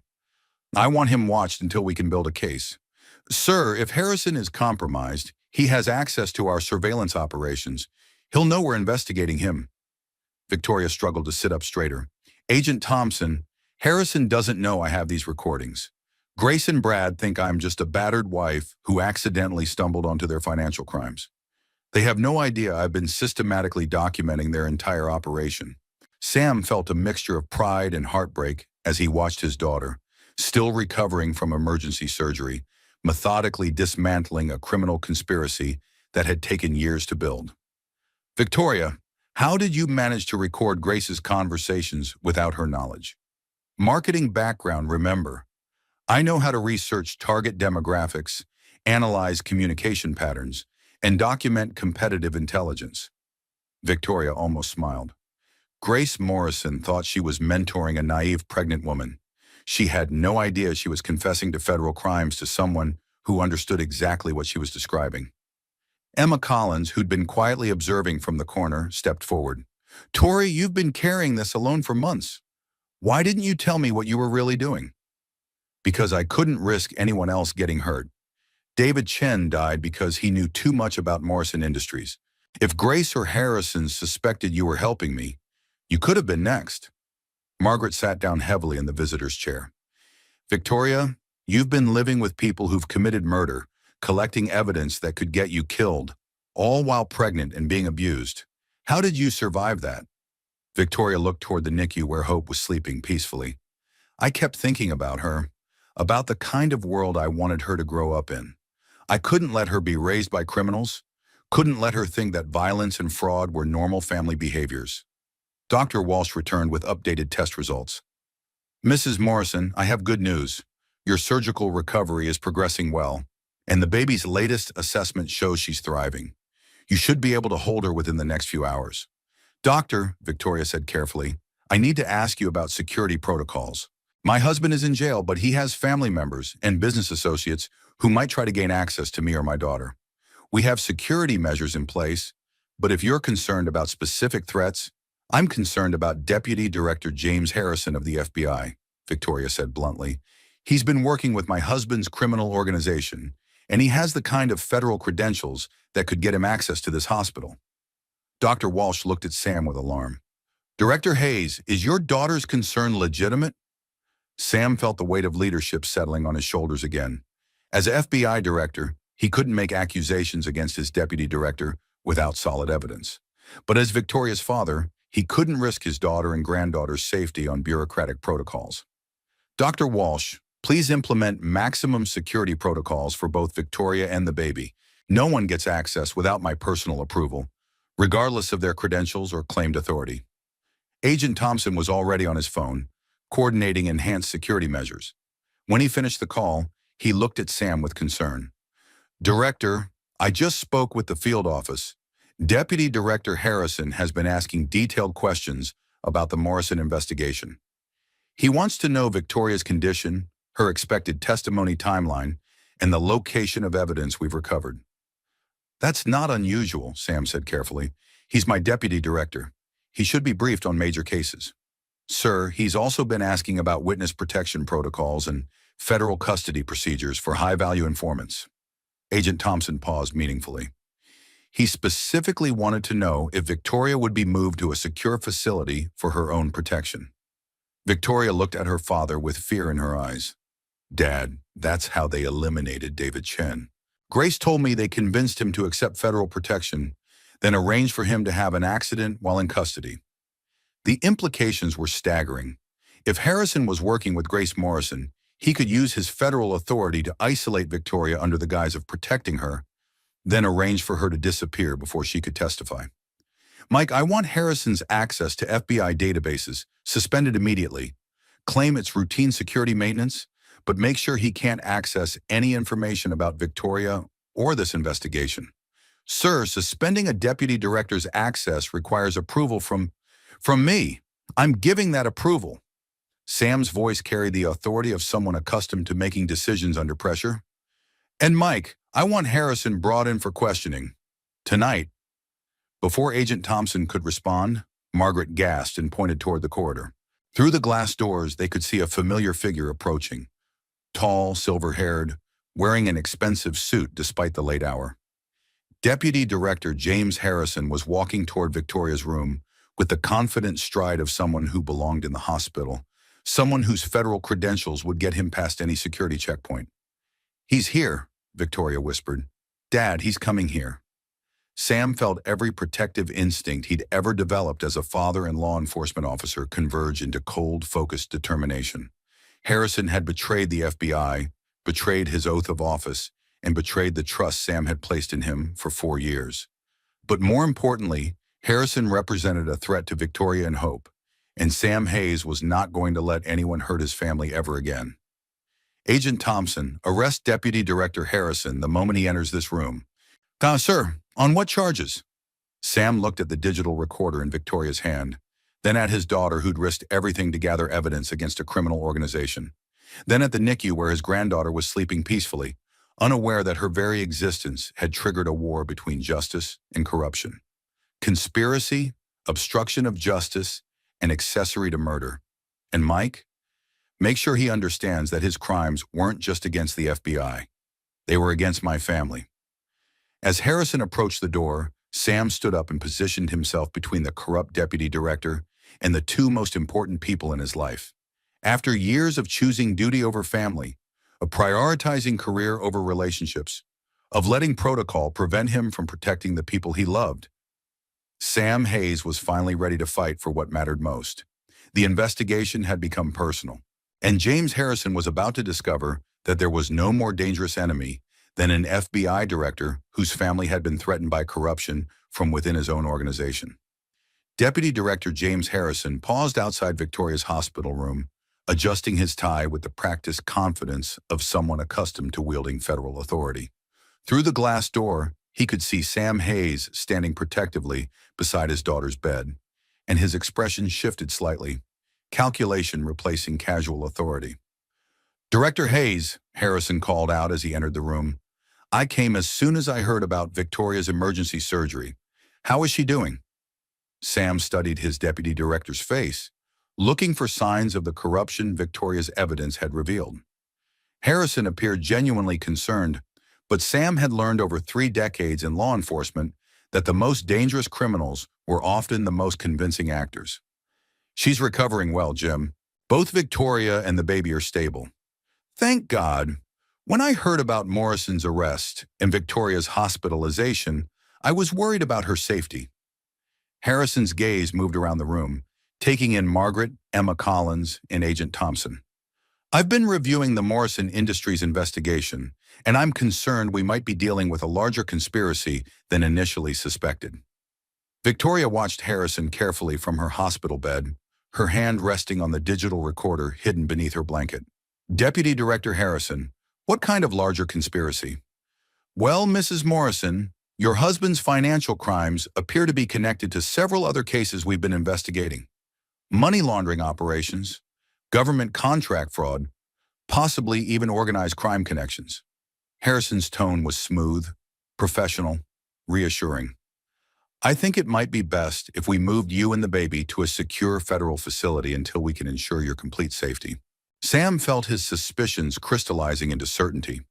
Harrison was following the exact playbook Victoria had described, isolating witnesses under the guise of protection, then eliminating them once they were in federal custody. That won't be necessary, Jim. Victoria's safe here. Director, with respect, this hospital has already experienced one security breach tonight. If Morrison's associates are willing to infiltrate medical facilities, imagine what they might do to prevent Mrs. Morrison from testifying. Harrison stepped closer to Victoria's bed. I've arranged for a secure transport team to move you and the baby to a federal witness protection facility. You'll be completely safe there. Agent Thompson, positioned near the door, caught Sam's eye and nodded slightly. The arrest team was in position. Victoria looked at Harrison with the steady gaze of someone who'd been documenting lies for months. Deputy Director, how did you know there was a security breach tonight? That information wasn't released to the media or included in official reports. Harrison's confident expression faltered for just a moment. I was briefed by the field office, of course. Agent Thompson, Victoria said clearly, did you brief Deputy Director Harrison about tonight's security incident? Agent Thompson stepped forward. No, ma'am, that information is being held under strict operational security protocols. Sam watched Harrison's face as the trap closed around him. Jim, how did you know about the security breach? I must have misunderstood the briefing I received. Harrison was already reaching for his phone. Let me contact the field office to clarify. James Harrison, Agent Thompson interrupted, you're under arrest for conspiracy, obstruction of justice, and accessory to murder. Harrison froze, his hand halfway to his phone. This is ridiculous. Sam, you can't seriously believe. I believe the evidence, Sam replied coldly. And I believe my daughter, who's been documenting your conversations with Grace Morrison for the past 3 months. Victoria pulled the digital recorder from beneath her blanket. Deputy Director Harrison, would you like to hear the recording from last Tuesday when you warned Grace about the pending search of Morrison Industries? Or perhaps the one from 2 weeks ago when you discussed the best way to discredit my testimony? Harrison's facade completely crumbled. The smooth confidence disappeared, replaced by the desperate calculation of a cornered criminal. Victoria, you don't understand the complexity of federal law enforcement operations. Sometimes we have to work with unsavory characters to achieve larger objectives. Like helping them commit murder? Victoria's voice was steady despite her physical exhaustion. I have recordings of you discussing David Chen's death, Deputy Director. You knew Grace and Brad killed him, and you helped cover it up. Mrs. Morrison, Harrison said desperately, you're overwrought from surgery, confused by pain medication. You're not thinking clearly about what you think you heard. Agent Thompson, Sam interrupted, please read Deputy Director Harrison his rights and remove him from my daughter's room. As Harrison was handcuffed and led away, he turned back towards Sam with a mixture of anger and desperation. Director, this is career suicide. You're destroying the Bureau's reputation based on the word of an emotionally unstable domestic violence victim. The words hung in the air like acid. After everything Victoria had endured, after all the evidence she'd gathered, after the courage she'd shown in exposing a multi-million-dollar criminal conspiracy, Harrison was still trying to discredit her by calling her unstable. Sam felt something cold and final settle in his chest. Jim, my daughter survived months of systematic abuse while gathering evidence that's going to send multiple criminals to prison for decades. She's the strongest person I know, and her testimony is going to be the most credible evidence this bureau has seen in years. After Harrison was removed, the hospital room felt strangely peaceful despite everything that had happened. Dr. Walsh returned to check on Victoria's condition and announced that she was ready to hold hope for the first time. "Are you ready to meet your daughter?" Dr. Walsh asked gently. Victoria nodded, tears streaming down her face. "I've been ready for 9 months." As the nurses brought Hope from the NICU, Victoria looked at her parents and Emma Collins. "I need to tell you all something before I hold her." Sam felt his heart clench. "Victoria, what is it?" "I'm changing her name. Hope Hayes Morrison feels wrong. Morrison is the name of criminals and abusers. I don't want her to carry that legacy." Margaret smiled through her tears. "What do you want to name her?" "Hope Victoria Hayes. She's going to carry our family name, the name of people who fight for justice and protect each other." Victoria looked at Sam. "Dad, will you help me with the legal paperwork to change both our names back to Hayes?" Sam felt tears flowing freely down his face. "It would be my honor." Dr. Walsh placed Hope in Victoria's arms for the first time. The tiny baby opened her eyes and seemed to study her mother's face with serious concentration. "Hello, Hope," Victoria whispered. "I'm your mommy. I fought very hard to keep you safe, and I'm going to spend the rest of my life making sure you grow up in a world where you're loved and protected." Emma Collins was taking pictures with her phone, documenting the moment when Victoria Hayes finally got to hold the daughter she'd risked everything to protect. Margaret sat on the edge of the bed, touching Hope's tiny hand with wonder. Agent Thompson returned from processing Harrison's arrest. "Director, we've recovered additional evidence from Harrison's office. Financial records, communication logs, and documentation of at least 6 other cases where he provided classified information to criminal organizations." "How extensive is the damage?" Sam asked. "Substantial. Harrison has been selling FBI secrets for over 8 years. The Morrison case was just the most recent example." Agent Thompson paused. "Sir, this is going to require a comprehensive review of every case Harrison had access to. It could take months to assess the full scope of the corruption." Sam looked at his daughter, who was gazing at her newborn daughter with an expression of complete peace despite everything they'd been through. "Mike, assign the corruption investigation to someone else. I'm taking family leave." Agent Thompson looked surprised. "Sir, my daughter just exposed a criminal conspiracy that reaches the highest levels of the FBI. My granddaughter was born during a federal investigation that nearly got them both killed. I think I've earned the right to spend some time being a father and grandfather instead of a federal law enforcement officer." Victoria looked up from Hope with gratitude in her eyes. "Dad, you don't have to." "Yes, I do. I missed too much of your life because I thought my career was more important than my family. I'm not going to miss Hope's first months because I'm busy cleaning up the mess left by a corrupt deputy director." Margaret smiled at her ex-husband with an expression Sam hadn't seen in years. "Sam, that might be the wisest decision you've ever made." Dr. Walsh checked Victoria's vital signs one more time. "Mrs. Morrison, I mean Ms. Hayes, you and Hope should be able to go home in 2 or 3 days. Do you have a safe place to stay while you recover?" Victoria looked at her parents. "Mom, Dad, would it be completely impossible for me to stay with one of you while I figure out what comes next?" Sam felt his heart expand with joy.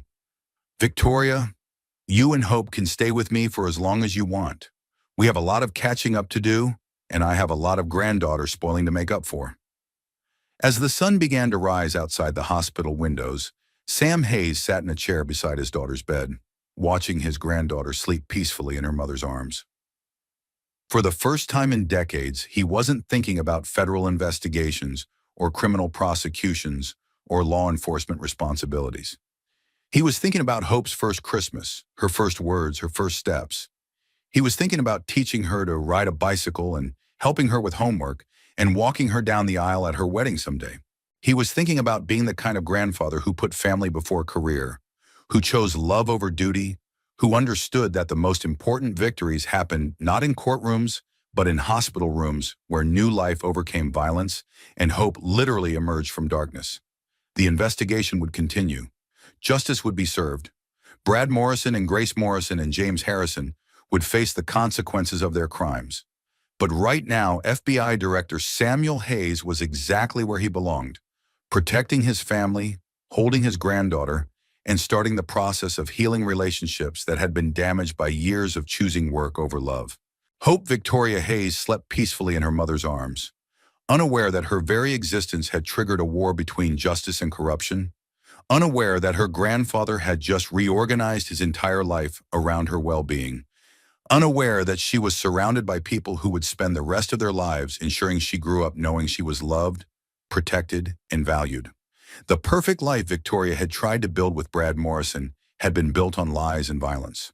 But the imperfect, complicated, beautiful life she was building with her family was built on truth, justice, and the kind of love that makes people willing to risk everything for each other's safety and happiness. 6 months later, Victoria Hayes sat in the witness stand of Boston Federal Court, holding Hope on her lap while she testified at Bradley Morrison's sentencing hearing. The baby was dressed in a pale blue outfit that brought out her bright eyes, and she was quietly playing with a soft toy while her mother delivered the most important testimony of her life. "Your Honor," Victoria began, her voice steady and strong, "6 months ago, I was a different person. I was isolated, financially dependent, and living in constant fear of the man I married. Today, I'm here as a single mother, a federal witness, and someone who has rebuilt her life from nothing." Judge Patricia Matthews nodded encouragingly. "Ms. Hayes, please tell the court how Mr. Morrison's crimes have affected you and your daughter." Victoria looked directly at Brad Morrison, who sat at the defendant's table in an orange jumpsuit, no longer the confident CEO who'd once controlled every aspect of her life. He looked older, defeated, diminished by months in federal custody.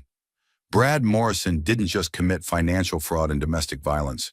He systematically destroyed my sense of self-worth, my professional relationships, and my connection to my family. He made me believe I was incompetent, paranoid, and unworthy of love or respect.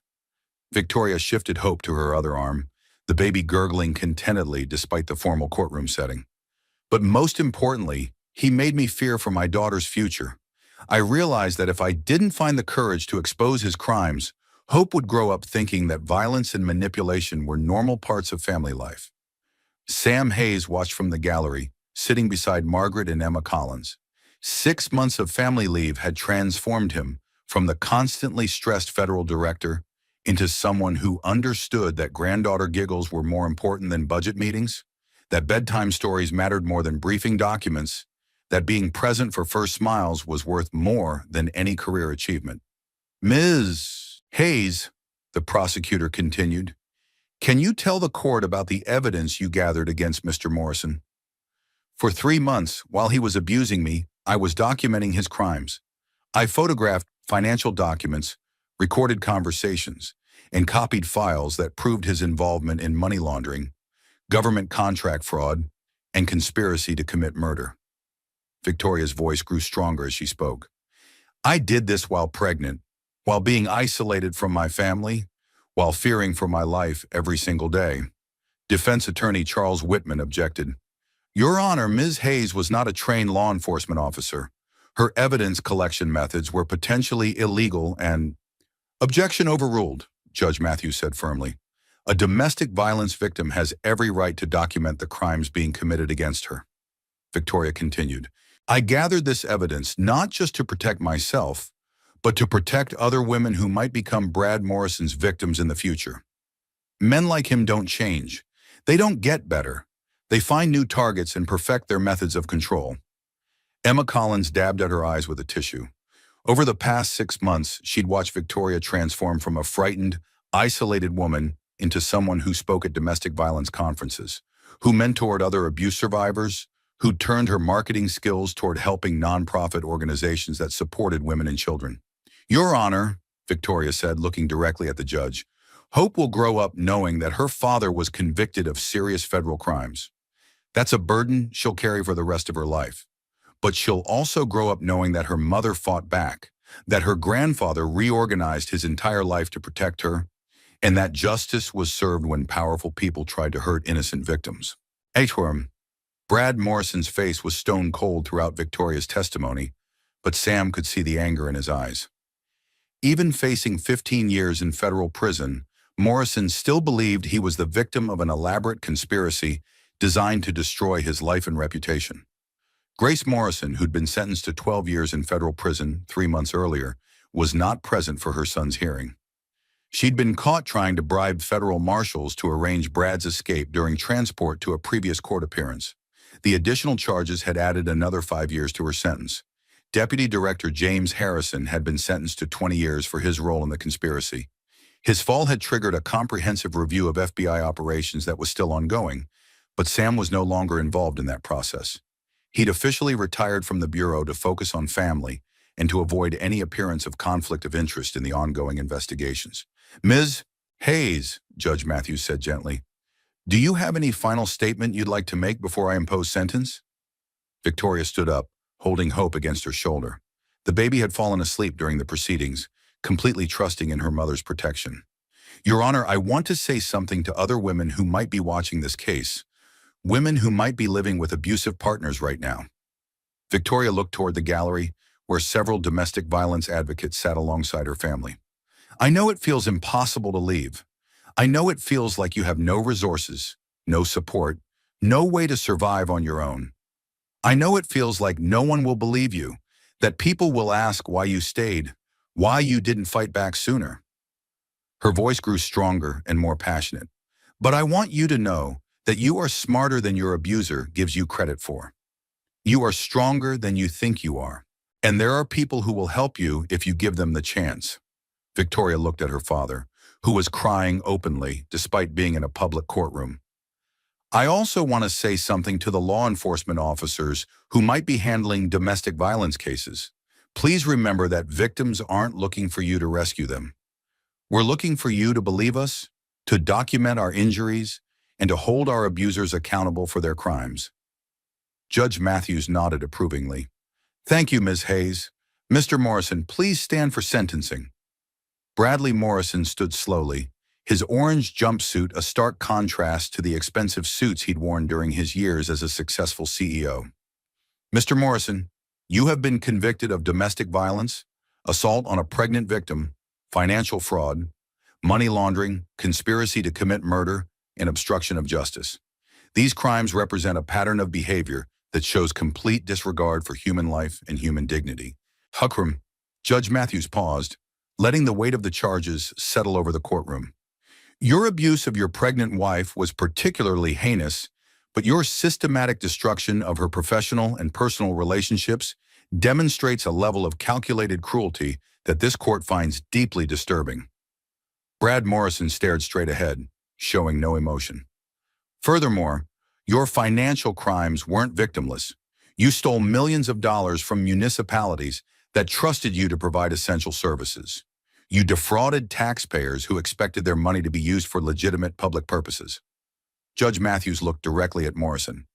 "Mr. Morrison, I hereby sentence you to 25 years in federal prison, followed by 5 years of supervised probation. You are ordered to pay restitution in the amount of $14.7 million to the municipalities you defrauded. You are also ordered to pay child support for your daughter until she reaches the age of 18, and you are prohibited from any contact with Ms. Hayes or your child except through court-approved supervised visitation." The courtroom was silent as the sentence was announced. 25 years meant Brad Morrison would be nearly 65 years old when he was released. Hope would be 25, older than Victoria had been when she married him. "Additionally," Judge Matthews continued, "given the systematic nature of your abuse and the threat you pose to Ms. Hayes and your child, I am issuing a permanent restraining order that remains in effect even after your release from prison." As federal marshals prepared to lead Brad Morrison away, he turned toward Victoria for the first time during the proceedings. "This isn't over, Victoria. 25 years isn't forever." Sam started to stand, but Victoria raised her hand calmly. "Yes, it is over, Brad. By the time you're released, I'll be 47 years old with a successful career and a daughter who doesn't remember ever being afraid. You'll be an old man with no money, no reputation, and no power over anyone." Victoria's composure was absolute, her voice steady and confident. You spent 3 years trying to make me believe I was weak and incompetent, but I was strong enough to gather evidence against you while you were abusing me. I was smart enough to outmaneuver your criminal organization while pretending to be your submissive wife. And I was brave enough to testify against you in federal court while holding the daughter you'll never get to know. Brad Morrison was led away in handcuffs, and Victoria sat back down with Hope, who was just waking up from her nap. After the courtroom cleared, Victoria's family gathered around her in the hallway outside Judge Matthews' chambers. "I'm so proud of you, sweetheart," Margaret said, carefully embracing both Victoria and Hope. "You were magnificent in there." Emma Collins was beaming. "Tori, you've helped more women than you'll ever know. Your testimony is going to be studied in law schools and domestic violence training programs for years." Sam approached last, his eyes bright with tears he wasn't trying to hide. "Victoria, I want to apologize for something." She looked at him with surprise. "Dad, what could you possibly need to apologize for?" 3 years ago, when you told me you were marrying Brad Morrison, I tried to convince you not to do it. I thought I was protecting you from making a mistake."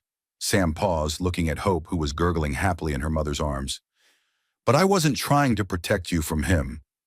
I was trying to protect my own pride from being wrong about someone." Victoria studied her father's face. "What do you mean?" "If I'd really been trying to protect you, I would have investigated Brad Morrison before your wedding. I would have used FBI resources to run background checks, financial audits, criminal history searches. Instead, I gave you my opinion and then walked away when you didn't take my advice." Sam reached out to touch Hope's tiny hand. "If I'd done my job as your father instead of protecting my ego as an FBI director, I could have uncovered his criminal activities before you married him. I could have saved you from 3 years of abuse." Victoria was quiet for a moment, then shook her head firmly. "Dad, you couldn't have saved me from my own choices. I chose to marry Brad despite your concerns. I chose to believe his lies over your warnings. And honestly, I probably wouldn't have listened to FBI evidence any more than I listened to your instincts." She shifted Hope to her shoulder and looked directly at her father. "But what you did do was show up when I needed you most. You were there when I was lying on the sidewalk outside that police station. You were there during Hope's birth. You took family leave to help me rebuild my life. You gave me the support I needed to find my own strength." Sam felt his heart expand with gratitude and love. "Dad, I don't need you to have saved me from Brad Morrison 3 years ago. I need you to be here for Hope and me now. And that's exactly what you've done." As they walked out of the federal courthouse together, Victoria felt something she hadn't experienced in years: complete safety. Not the false security of financial dependence or social status, but the real safety that came from being surrounded by people who loved her unconditionally, who supported her choices, who celebrated her strength instead of trying to control it. Hope babbled contentedly as they walked, reaching out to touch the autumn sunshine streaming through the courthouse windows. She was 6 months old now, sitting up on her own, laughing at everything her grandfather did, and completely unaware that she'd just witnessed her father being sentenced to federal prison.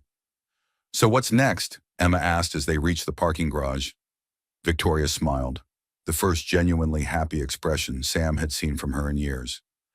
"Next, I'm going to finish my master's degree in nonprofit administration. I'm going to expand my consulting work with domestic violence organizations.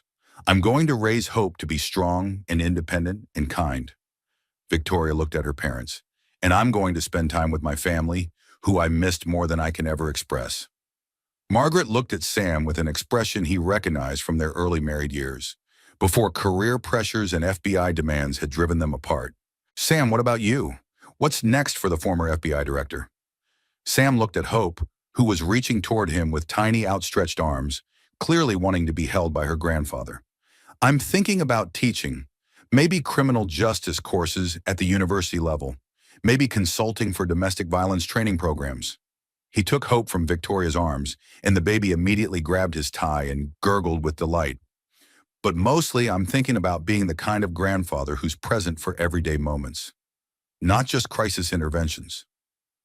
Victoria watched her father with her daughter and felt tears of gratitude flowing down her cheeks. "Dad, can I ask you something?" "Anything." "When Hope is old enough to ask about her father, what should I tell her?" Sam considered the question seriously, bouncing Hope gently in his arms while she played with his tie. Tell her the truth. Tell her that her father made choices that hurt people, including her mother. Tell her that actions have consequences, and that no one, no matter how wealthy or powerful, is above the law. Sam looked at Victoria with love and respect. But also tell her that her mother is one of the bravest people who ever lived. Tell her that when faced with an impossible situation, her mother found a way to protect herself and her child while ensuring that justice was served. Victoria felt something settle in her chest, some final piece of healing that she hadn't even realized was missing. And tell her, Sam continued, that she has a family who loves her unconditionally, who will support her dreams, and who will always be proud of the strong, intelligent, compassionate woman her mother is raising her to become.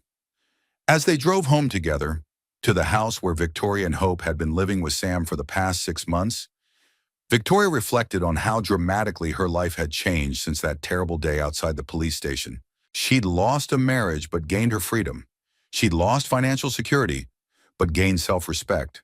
She'd lost the illusion of a perfect life, but gained the reality of authentic relationships built on truth and mutual support.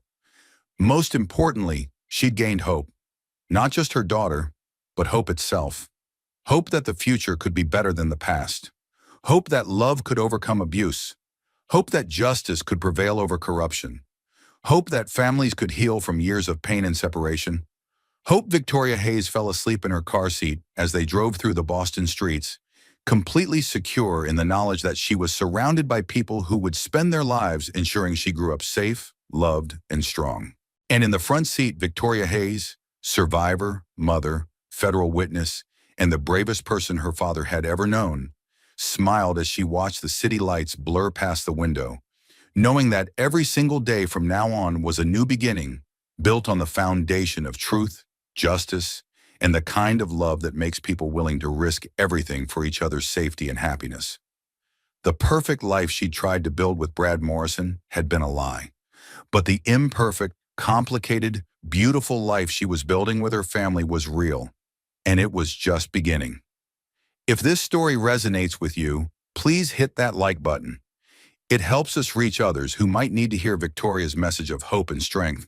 Drop a comment below sharing your thoughts, and don't forget to subscribe and hit the notification bell so you never miss our stories of real courage and justice. Your engagement helps us continue bringing these important stories to light.